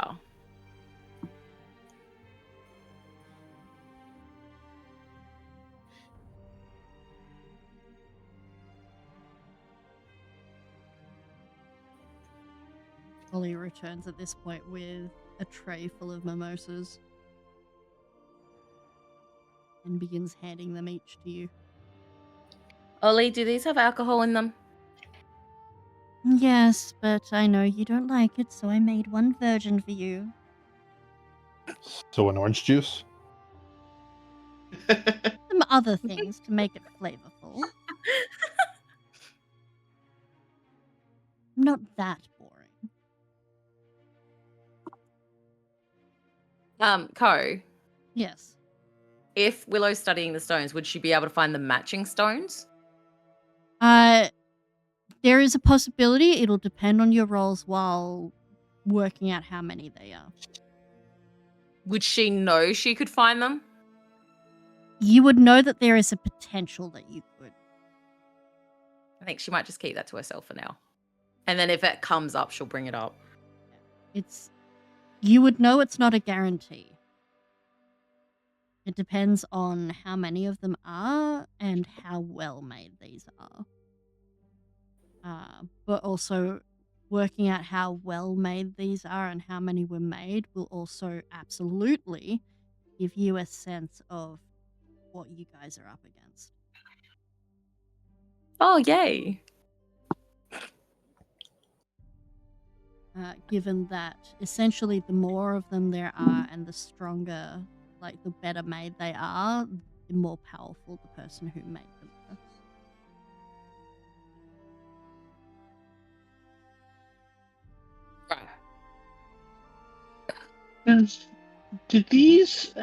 Does that stone have like kind of any similar vibes as to my mask?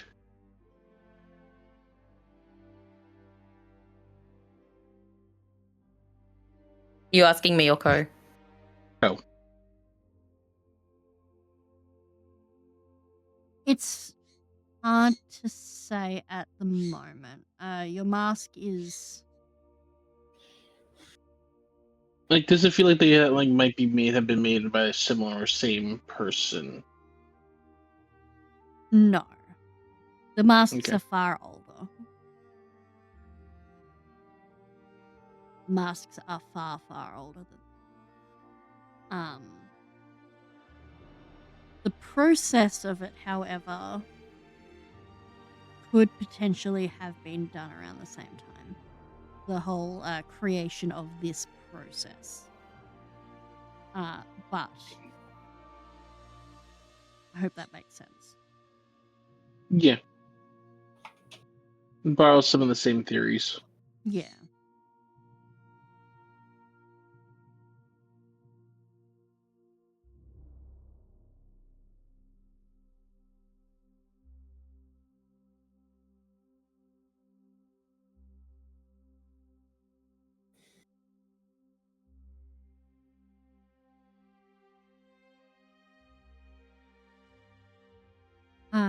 Was there anything else you guys wanted to discuss?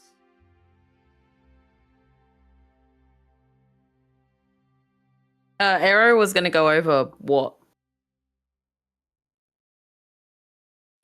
like the whole blame thing. Eru was also was going to hold up the letter that Blaine was carrying at the time that she was killed.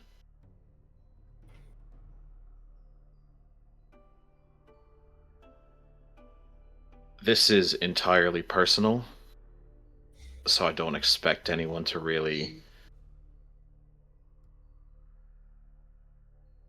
help me with this, but I just thought you guys should know. And he's going to read out that same letter that Ko read earlier, but that he hadn't divulged to anybody. If you guys need me to read it again, I will. The one from Tavian, right? Yeah. You can always copy paste it into the public chat so that people can see it. Yeah. I'll do that, but I'll also read it. I'm not a smart person, but why would Tavian help us so much, and then say that basically we need to be kept in check? That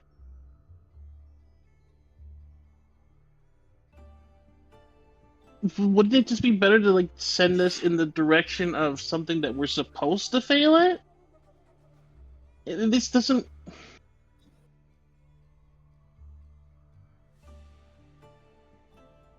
I just can't help but wonder. He used the words "put back into prison," which at best means he was happy I was there. At worst means he was responsible for me being there. And I'm just trying to wrap my head around that. Willow's just going to be like, you were in prison? For 20 years. You're a criminal? Well, he's not there now. I am a former paid assassin for hire. Oh. Hey. I like to think I've turned over a new leaf, but that's really not necessarily for me to decide. There is a point that I feel I should make. This death, how certain are you that Blaine didn't kill herself?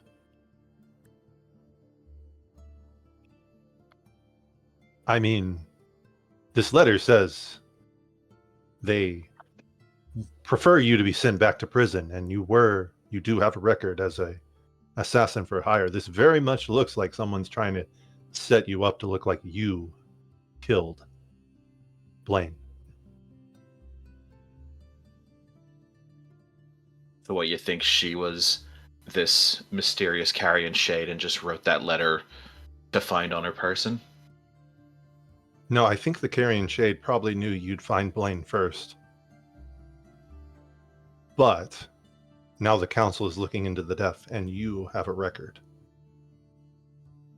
This is accomplishing exactly what this letter says.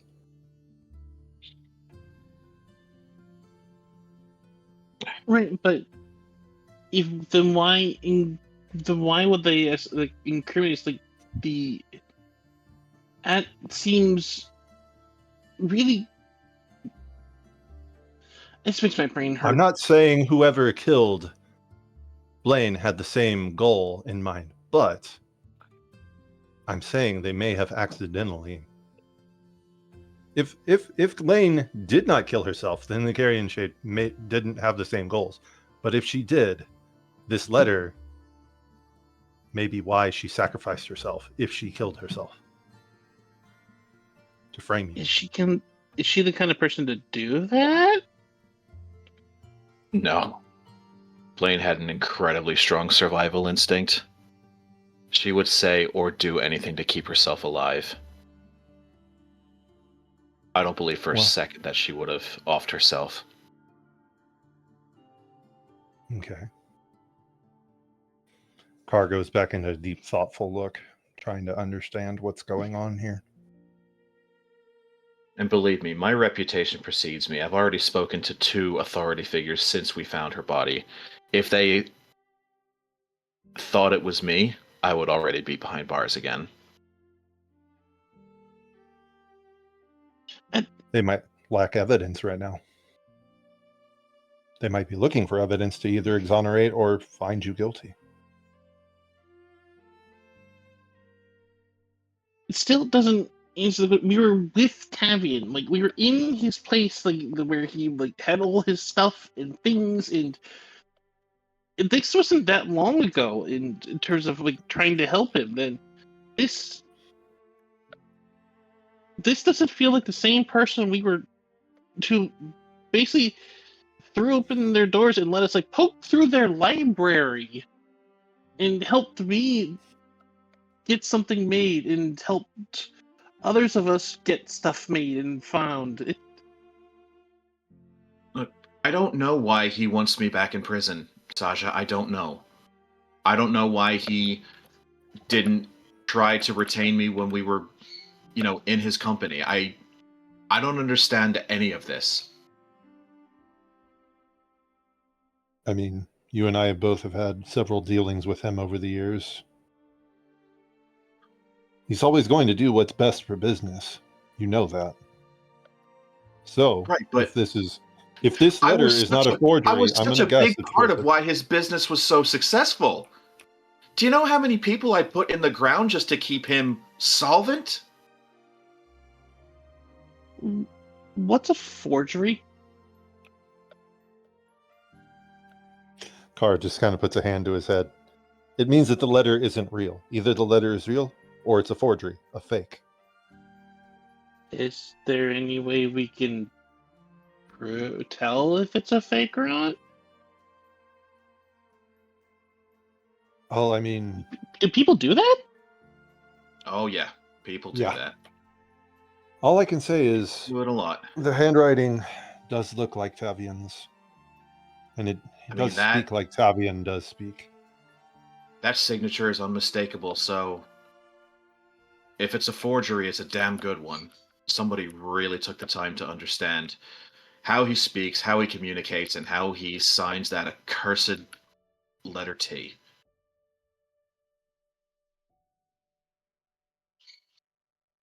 Well, we know that magic can answer a lot of things. Is there anything we can do, hand wavy or stuff or anything like that, to know if it's...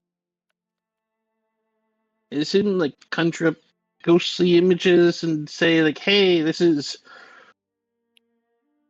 what he did or not, or play an image of what he's writing?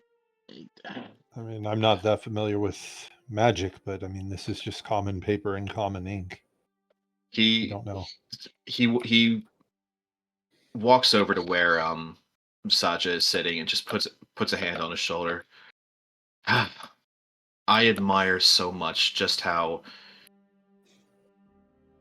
you try to see past the evil in people. And if it were anyone else, I would tell you not to waste your time, but part of me really hopes you're right about this. So if there's any way that we can determine if this is a fake, I'm all ears. Ollie, you helped me write that letter earlier. Yes. You're usually pretty good with like letters and things, and like, do you have anything that can help tell if something's real or not when it comes to being a letter or written by the right person, I guess? Castian's not here, otherwise I would ask him, because I don't want to bother you, and he has good like magical stuff and does that. And Willow's working with the stone, and I don't know if... He's gonna take a bit of a look across everyone. Give me a look at the letter. I can't promise anything. I can tell when something is a forgery of my own master, but that's... Do you have any other written documents from this Tavion guy?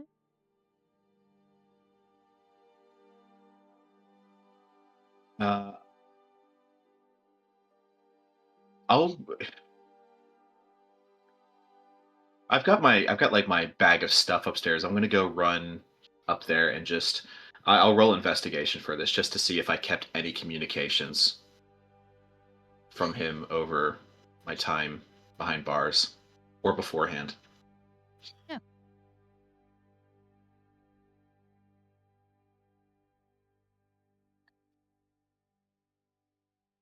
I rolled 14. Double digits. I'll take it. Okay. Yeah, you've got various papers. Never really left a paper trail, so you take any communication with you until you can destroy it. Mhm.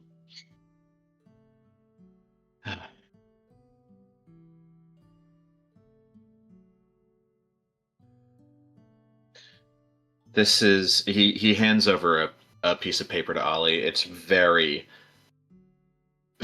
just like crumpled and tattered and torn, but still in one piece. This is the last job he gave me before I went behind bars. And Good idea. sorry? Good I be looking. Ollie will take it with a bit of a grin.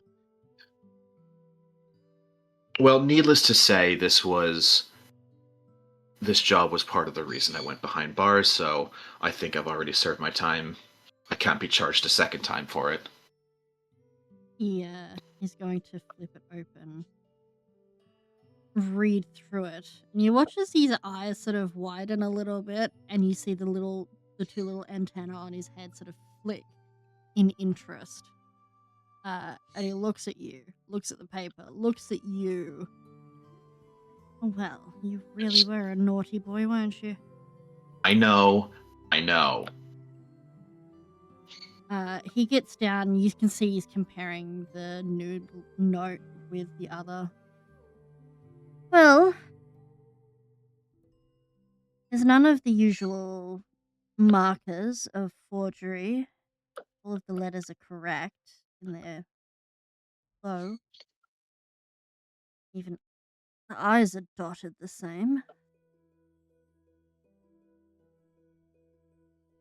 If it's a forgery, it's an excellent one, but it looks correct to me. From my experience with my romantic companion, sometimes those who are in power, who we trust, can simply decide that their own hides are the more important.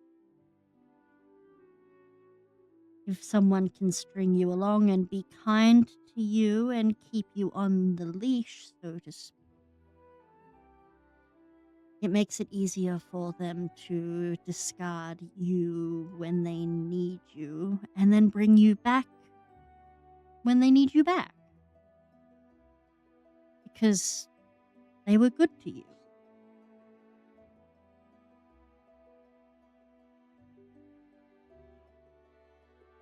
Fine, good to me. You paid me well, at least. That's a form of being good. Money is money in this world.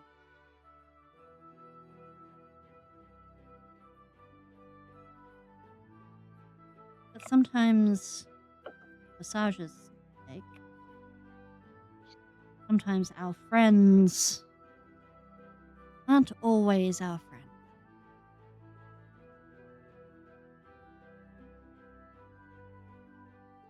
That's why it's important to know who is really going to step forward even when things are hard. Why I offer to put you all in contact with Willow here, despite our differences. Astian means a lot to me.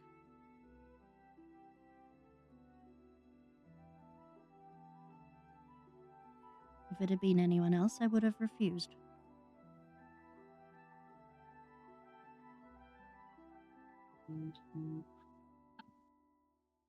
I think it's at this point that Castian, Ruben, and Cheddar actually return. Is Hola. Ruben still a donkey? Yes. Yeah. Is that a? Where's Ruben? Why do you have a donkey, and where's my bird?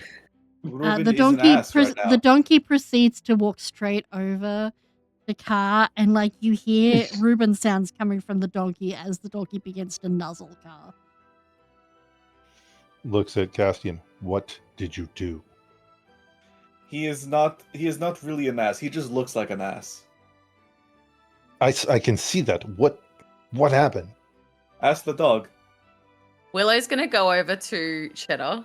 Sasha's gonna look at her. Cheddar is bounding around Saja's legs, chasing after Chive. In the background, you just hear Carr, who's speaking to Ruben. You ate a what? Willow's gonna go over to Sasha. A guy, and, a whole guy. and like Willow's gonna grab Cheddar and His- just look at him. the wagging of his little nubbin butt. Cheddar? Cassie Cheddar, will what lead- happened? I helped. Cassie will lead down and switch to Sylvan and be like, yeah, no, he's a weird one. I can understand you. I'm talking about your dog. Yeah. Anyone who understands Sylvan, just hear the dog say fuck. Since when were you talking? Sasha will take Cheddar from Willow and turn around and look at him like, you can talk? Woof. Actually says the word woof instead of the sound. Willow's Hold on a gonna second. burst out laughing. Oh, fucking Christ. I rolled a goddamn 1. Yes!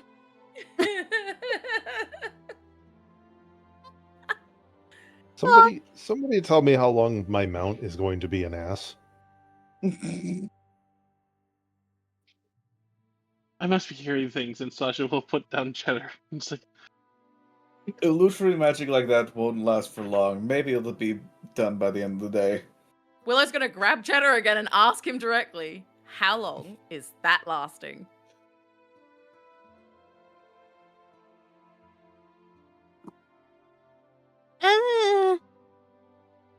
Casito, Should- answer the nice lady. It should wear off in an hour. She's gonna look at Car. Thankfully, not long. About an hour, maybe. So until then, I You'll have a never know. man-eating donkey. You have a man-eating donkey. Okay. Just checking. Cheddar is going Car's to gonna sit down. Cheddar is going to lick Saja up the side of the face. Sorry. Why? How long? Why? have you been talking? Can we all just acknowledge that licking someone's face is a lot weirder when you can talk to them? And also, he licked Ruben to change Ruben, so... Sasha does not change. This is good. He was licking Ruben with intent. That sounds so bad out of context. So, what was being discussed? Ollie loves you. Apparently, the Tavian wants to put Eero back behind bars, but we're not That sure doesn't if make a lot of because I'm really sense. confused in terms of the whole fact of like as to why, because he was really nice to us, but Iroh says that we shouldn't trust because we don't necessarily always know who our friends are. Actually, also Ollie said that as well. So I'm really confused. My dog is talking.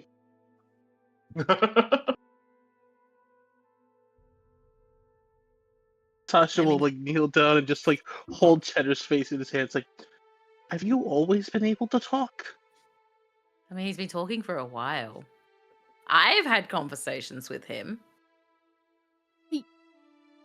I always could, but after the big boom with the tree, it was different.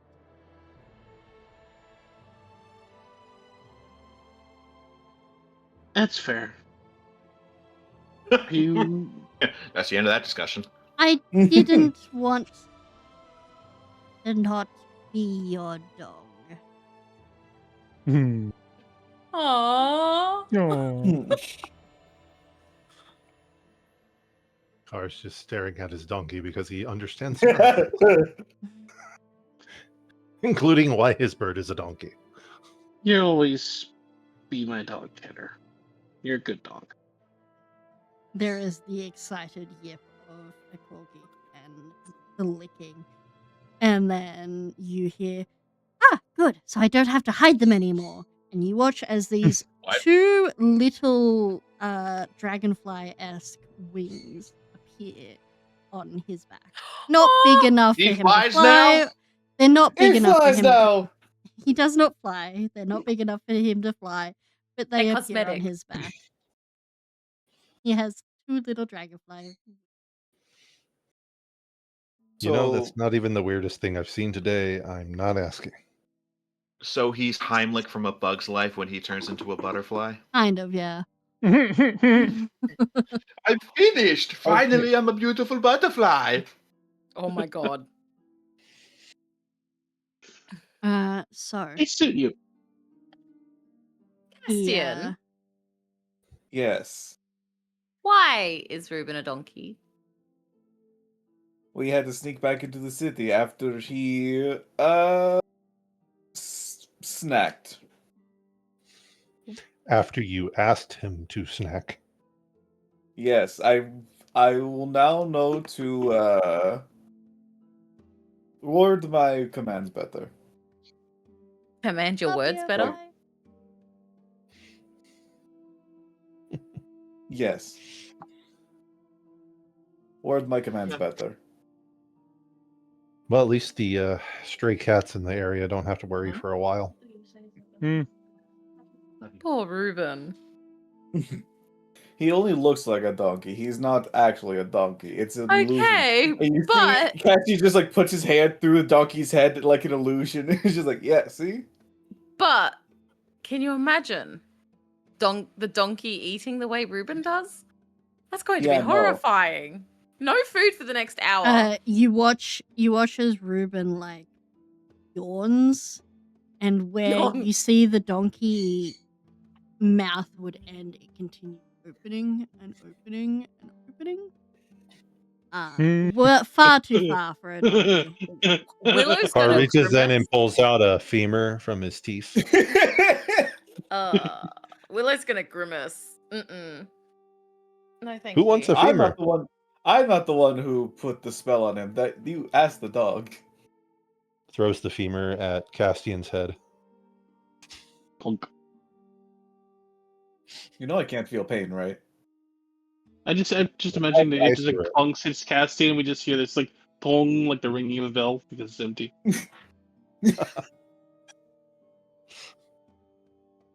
I still have a brain. Is there anything you guys need to keep discussing? Castian, I'm assuming they catch you- Castian up. Yeah, we'll get you. Also, question for Castian: you can detect magic thingies, right? Yes. Can you just see if that letter that Ira has is magical? Ollie will hand it over. Okay. And Cassie will do a identify on it real quick. There is nothing to identify. It is a piece of paper with writing in ink. Sasha is very keen to like. I noticed. This. It's fake. Sasha's like, no, it's And fake. he's been really good to him, and he's very much like, no, like this is backstabbing. And yeah, Sasha. People are very complicated things. It won't be clear cut of what someone's motivations will be. I'm sorry.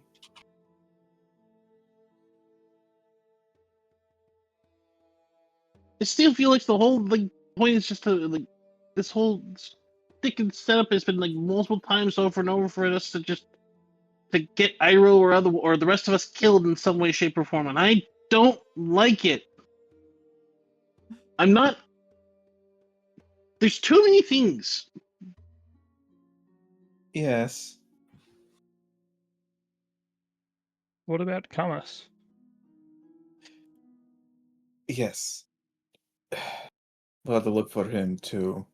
You said he was going. I'm assuming this would be Well, after they caught him up. Oh yeah, after, but not look for. What are we gonna do when we get him?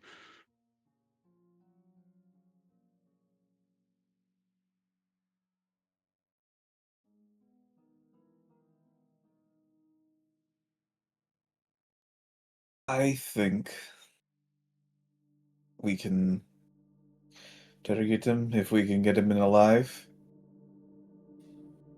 But something tells me with my new abilities, he may be able to go underground permanently.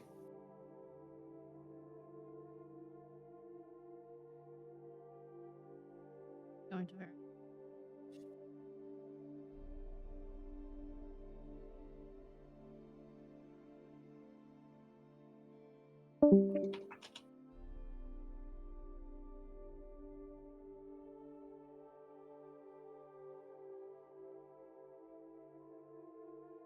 But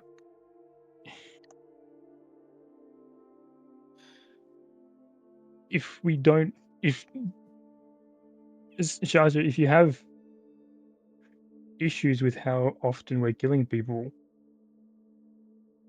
I just wanted to know that there's a reason for it, or that's better than just because we feel like killing them. In that well, I, sense, men like Tavion, like the Council, like the men we face in the future, their motivations, when they tell you it will be vast and more complicated than it seems, but at the end of the day, it's power. They vie for power because they were denied it earlier in life. And they will stop at nothing to get it.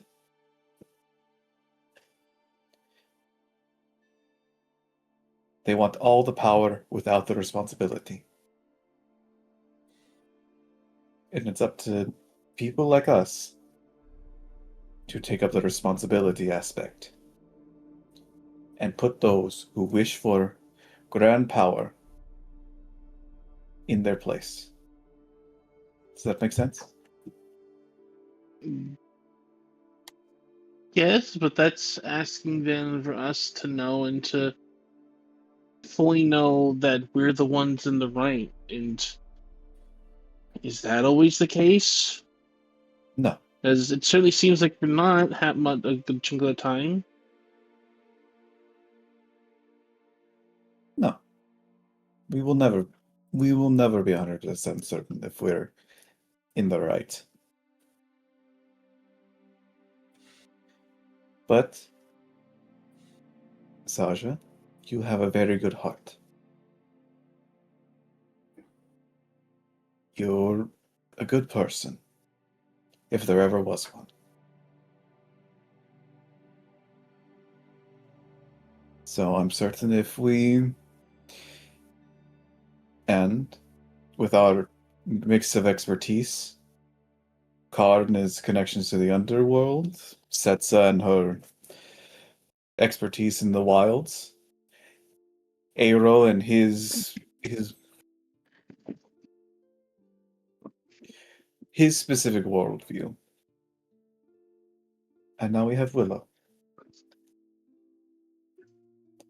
Someone who has the wisdom to see, who I assume has the wisdom to see things through.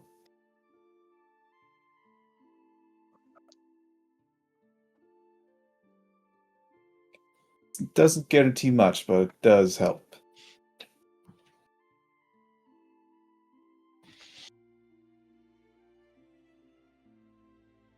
We'll be okay, Sasha.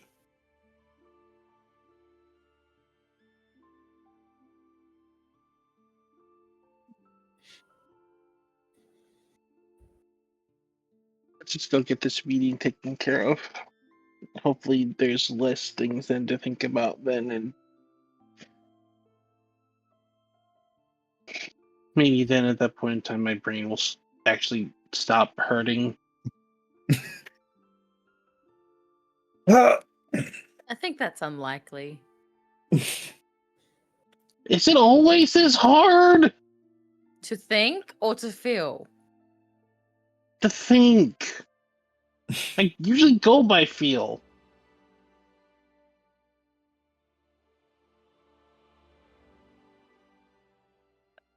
Usually it's a lot simpler to just do a thing because you know that if something's trying to kill you, you know it's usually just an actual monster because it's trying to cause destruction or otherwise. Or you see something that needs help because there's a rushing river and there's a boulder coming, you get in the way of that to try and knock it off path. You don't deal with all the moving around backstabby who's who, who's what. Well, they might be good, they might not be good all the time, and then they try to trick you and Politics isn't my expertise either. it's so complicated. It is hard.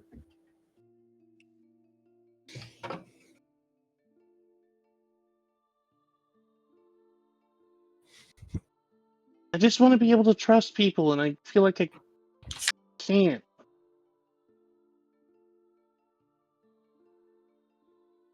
If it's any consolation, Sasha, I do trust you. And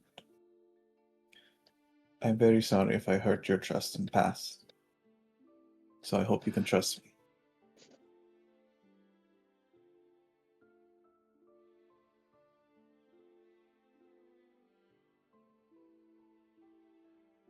See, I don't even know if I can trust that. Oh, son. What ulterior motive would I have?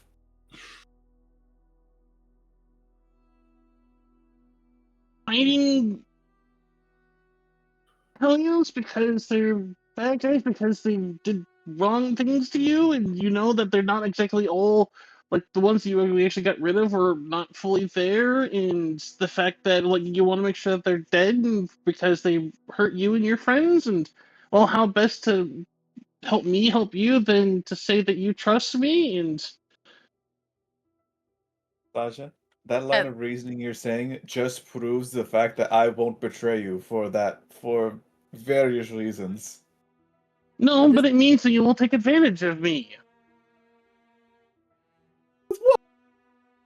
At this point, Willow's just kind of holding her head because she's getting so lost. Sasha, go. I'm not gonna send you away.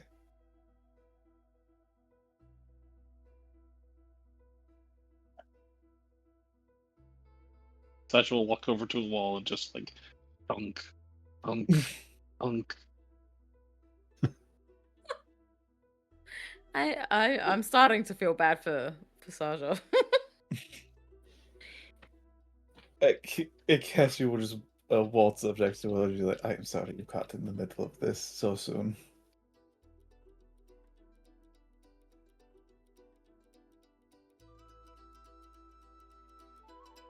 It's not the best first impression, I can admit. Well, third, fourth impression.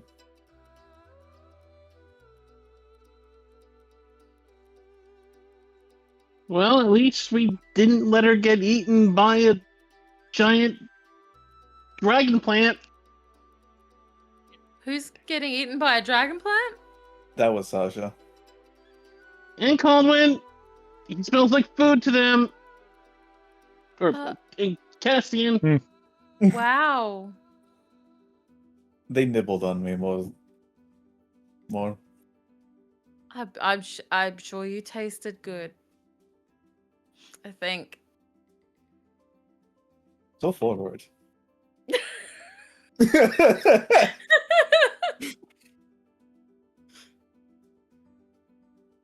In front of everybody else too. Wow. going to go so red. That's not what I meant. You're the one talking about taste. How was your side quest thing? I got a lot of information. Thank you very much.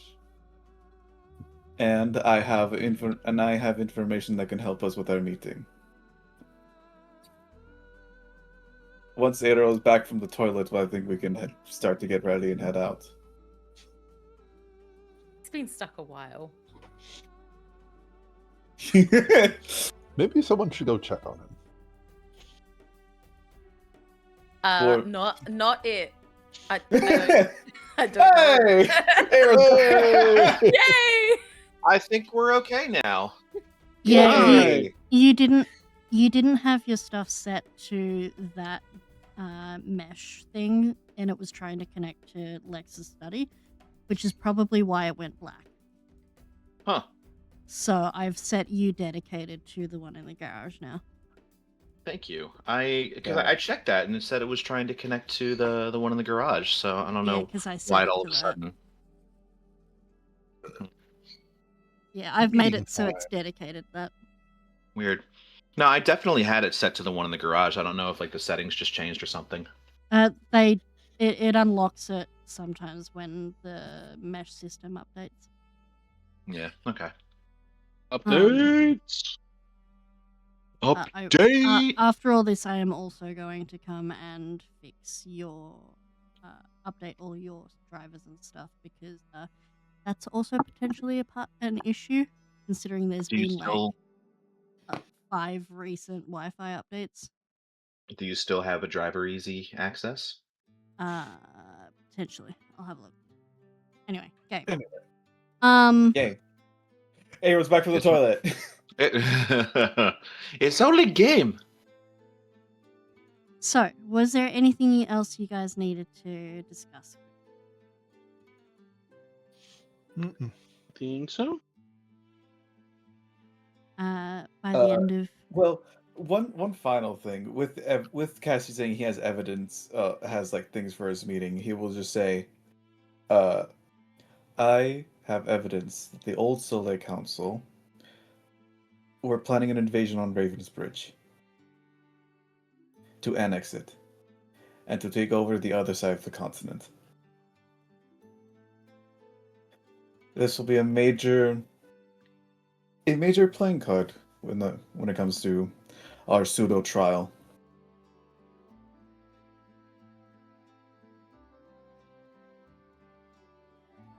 Interesting. Yes. Like, is that what we're going into? Are we on trial for this? If you're alone in a room with a politician, consider it being on trial.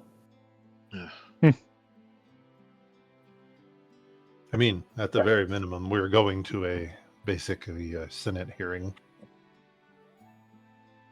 If there's anything I learned in my military experience is to have the thought, when a politician tells you it's raining outside, you go outside.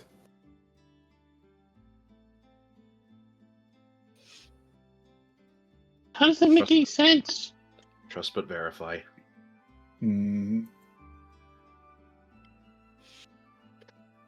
Anyway, shall we go to this meeting? Okay. If you guys are quickly making your way to the meeting,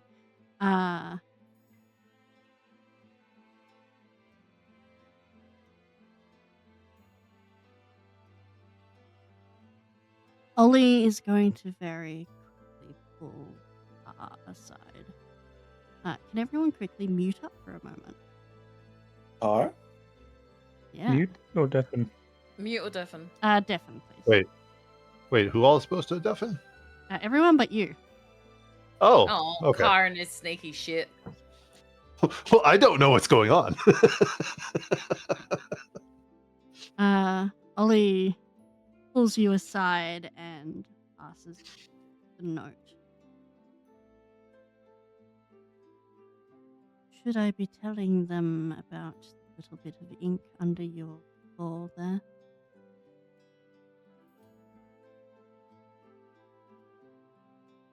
Depends on how long you want to live. Friends. Oh, don't worry, I'm not going to get involved. I was just curious as to whether you wanted me to be a part of it. The less you know, the better. Let's just leave it at that. As long as it does not bring harm to Castian. And probably now, Saja, seeing as worked out who he is. But Yeah. Listen, these 5 idiots, I've grown to quite fond of them. If I can prevent it, I will prevent any harm coming to them. have fun. Carry on. Watch it. He's going to give a grin and begin collecting the mimosa glasses as you catch up with the others. Just to clarify, Yeah. Ollie is in with that or no? Ollie is a neutral party, actually. Okay. Ollie is the is one of Queen the Queen of the Winter Court's spies. And Carr knows this? Probably. He would know Ollie works for the Winter Court and for the Queen, but not the full extent of his info. Though given that he rolled a fucking 35 on insight onto Carr, would give Carr a bit of an insight into just how skilled Ollie is for that kind of shit. So you've got your suspicion. Okay. So he knows a bit that he knows Carr is the carrion, but he doesn't know everything. Okay. Yeah. He doesn't know everything. He's just put things together. Okay, cool. And is All right. essentially Running to giving you the heads up of somebody knows. But yes. And that somebody knows that Tavian being taken out is to his master's advantage. He has no idea what it's for. He's curious, but he's got no idea and has no intent to get in the way. Just wanted to essentially be like, hey, I see what's happening here. Mm-hmm. Yeah. It's really funny. Anyway, all right, let's continue to this meeting. Yeah. We're going to get to the meeting, and we're not going to go through the meeting this session. We'll let people go once we're there, but you guys make your way to the Crystal Towers. It is coming on evening by this point, and you are met in the entry before being led out to the back of the towers, where you can see this sprawling, almost like a mirror-like pond. Here you can see Malachite and Erinil talking. There is some quiet, polite discussion, though there is very much an air of tension around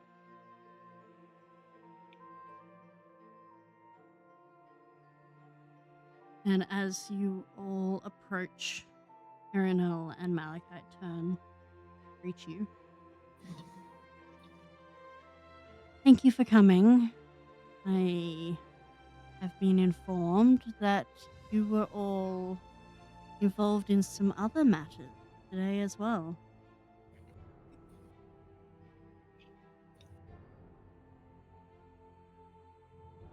We are awaiting Salem. He's late.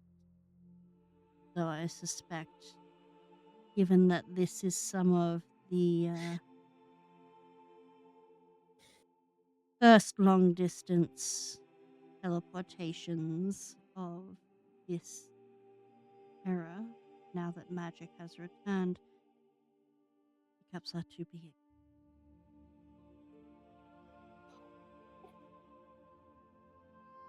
You can see Malachite continues to sort of look over at an area where there are a few guards.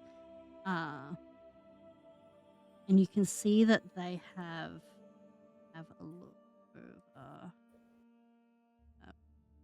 You can see a very faint spiral marking in the tile mark there that the guards have like cordoned off.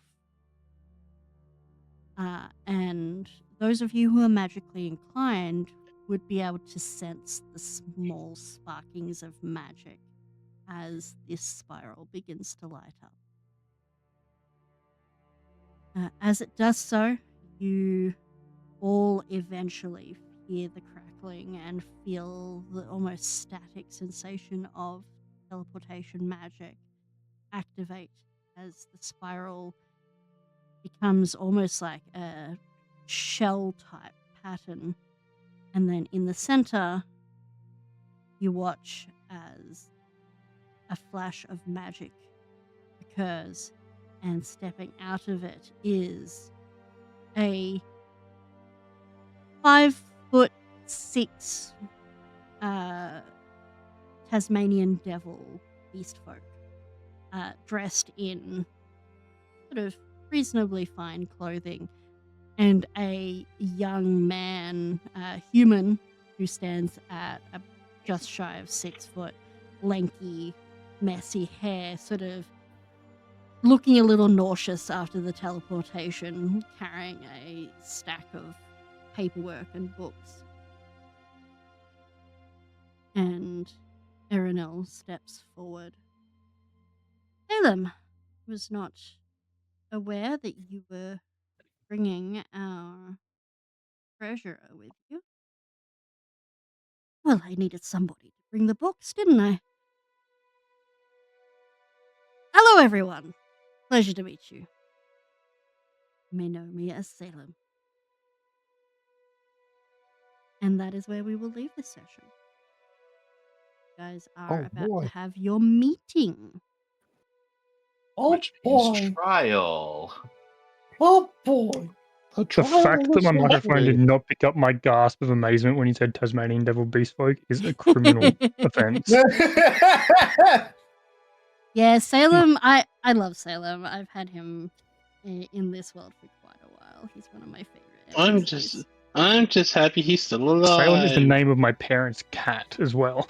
Yeah, he's still alive. I also have a cat called Salem. I haven't killed him yet. You haven't killed him yet. Well done.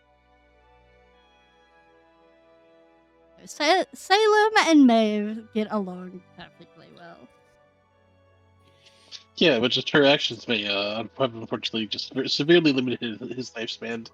Yeah. Amazing. No, there is reason why he is not alone for this. I'm assuming it's Maeve's fault. Oh yeah. What do you say? I'm looking Newt? forward to after August when I can get back into playing through Maeve's story. What do you say, newborn kitten? I heard the little squeak! I heard the little squeak! And you have anything to say?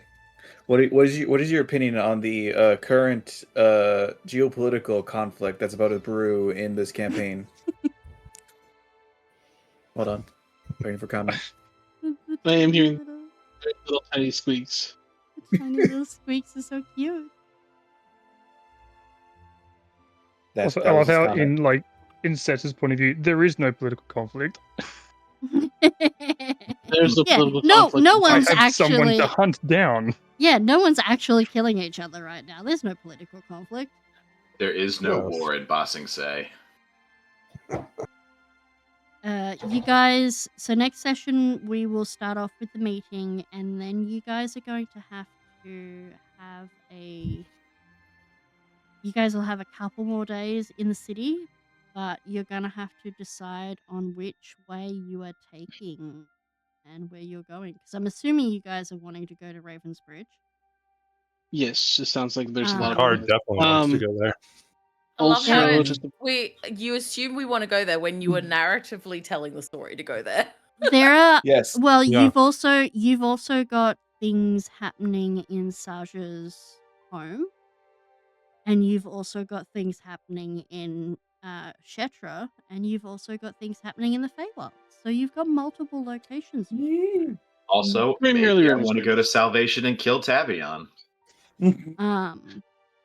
Also, I'm still feeling like this smells like a setup. Yeah, it kind of does. And stuff with Tavian, yeah. So you're something for you guys to think about, because obviously next session is 4th of July, Which I will not be available for. Yeah, I know that. I will not be either. I know that a bunch of people probably won't be available for it, and I've got a con that weekend, so I'm probably not going to be it. While it is on Sunday, I'm going to be spending the Saturday to do final stuff. So Yeah. I will not be in America. I'm going to be in America. For me, it's the 3rd, and I will be on duty.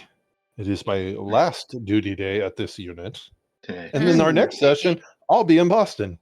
Yeah. Boston. Yeah. So I I will not literally be- report the day of our next session. I will not be available the 31st of July because Okay. Spider-Man. Yes.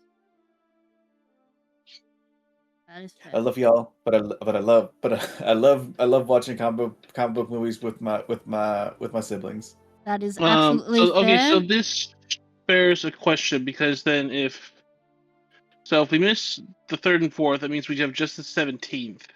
Coming for, then I'm in Australia for. Yeah. Because we will have the 17th to wrap up this arc. I was actually going to ask you guys if we can try and make the 17th, 18th, depending on where you are in the world, if we can run a bit long that day. Because I want to wrap up this arc before, obviously, Ursa's here in Australia. I'm going to be traveling. So I'm not going to be available for a couple sessions. And then when we come back, we can get into the next arc. Well, if it makes you feel better, while you're busy with the visit, I'll be busy settling into the new job anyway. So yeah.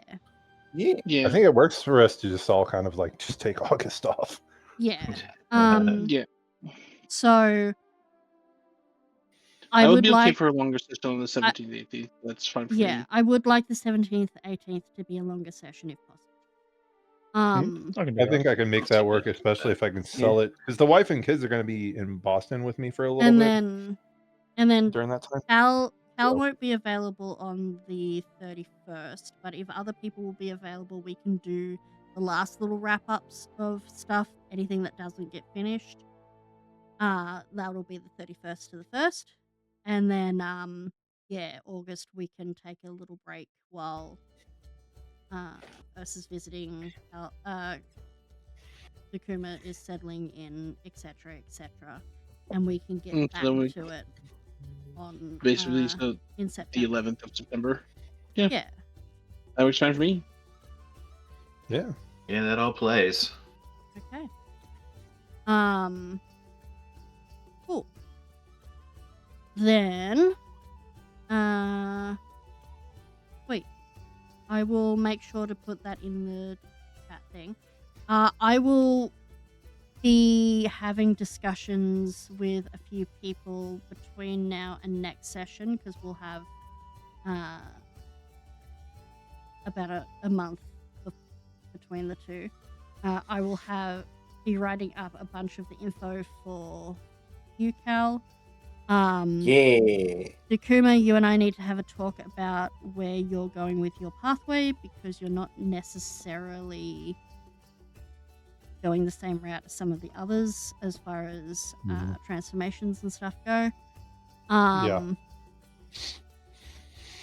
I will be discussing poncho stuff because I want to do that next session as well. The next session we have for you, my love.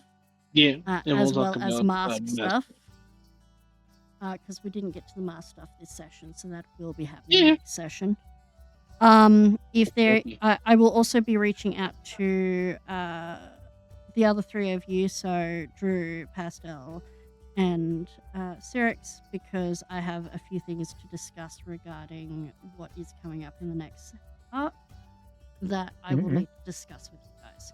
So, in the time being, though, I would like you guys to have discussions as to which direction you want to go to get to the next arc of our story, because we've got multiple locations you could potentially go, though you all seem to be heading towards Ravensbridge at the moment, which is perfectly fine.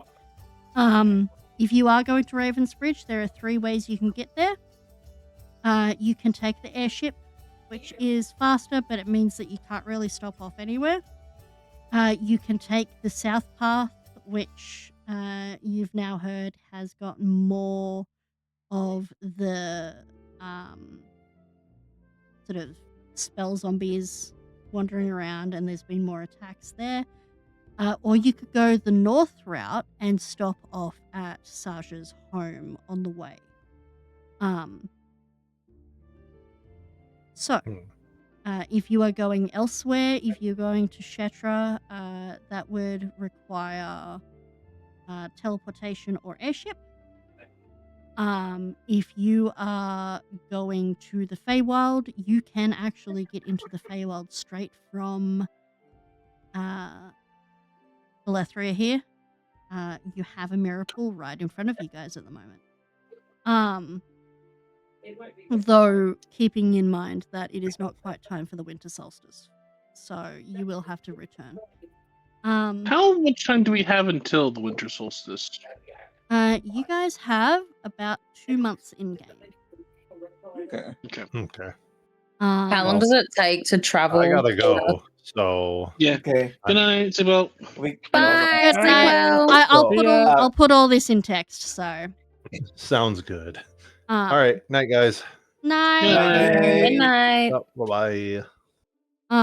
So I mean, that depend. It all depends on, like, do we want road trips, or do we want, like, because airship seems cool, but I don't know. I think Cassian's rode on an airship. I think Cassian's rode like on an airship a couple times, so I think he's used to it. I think Cassian's the only one who's used to airships. Stars is kind of torn because like riding on the airship, new novel experience versus I kind of want to stop by home and check in on family and stuff real quick. So I'm kind of like fine either way.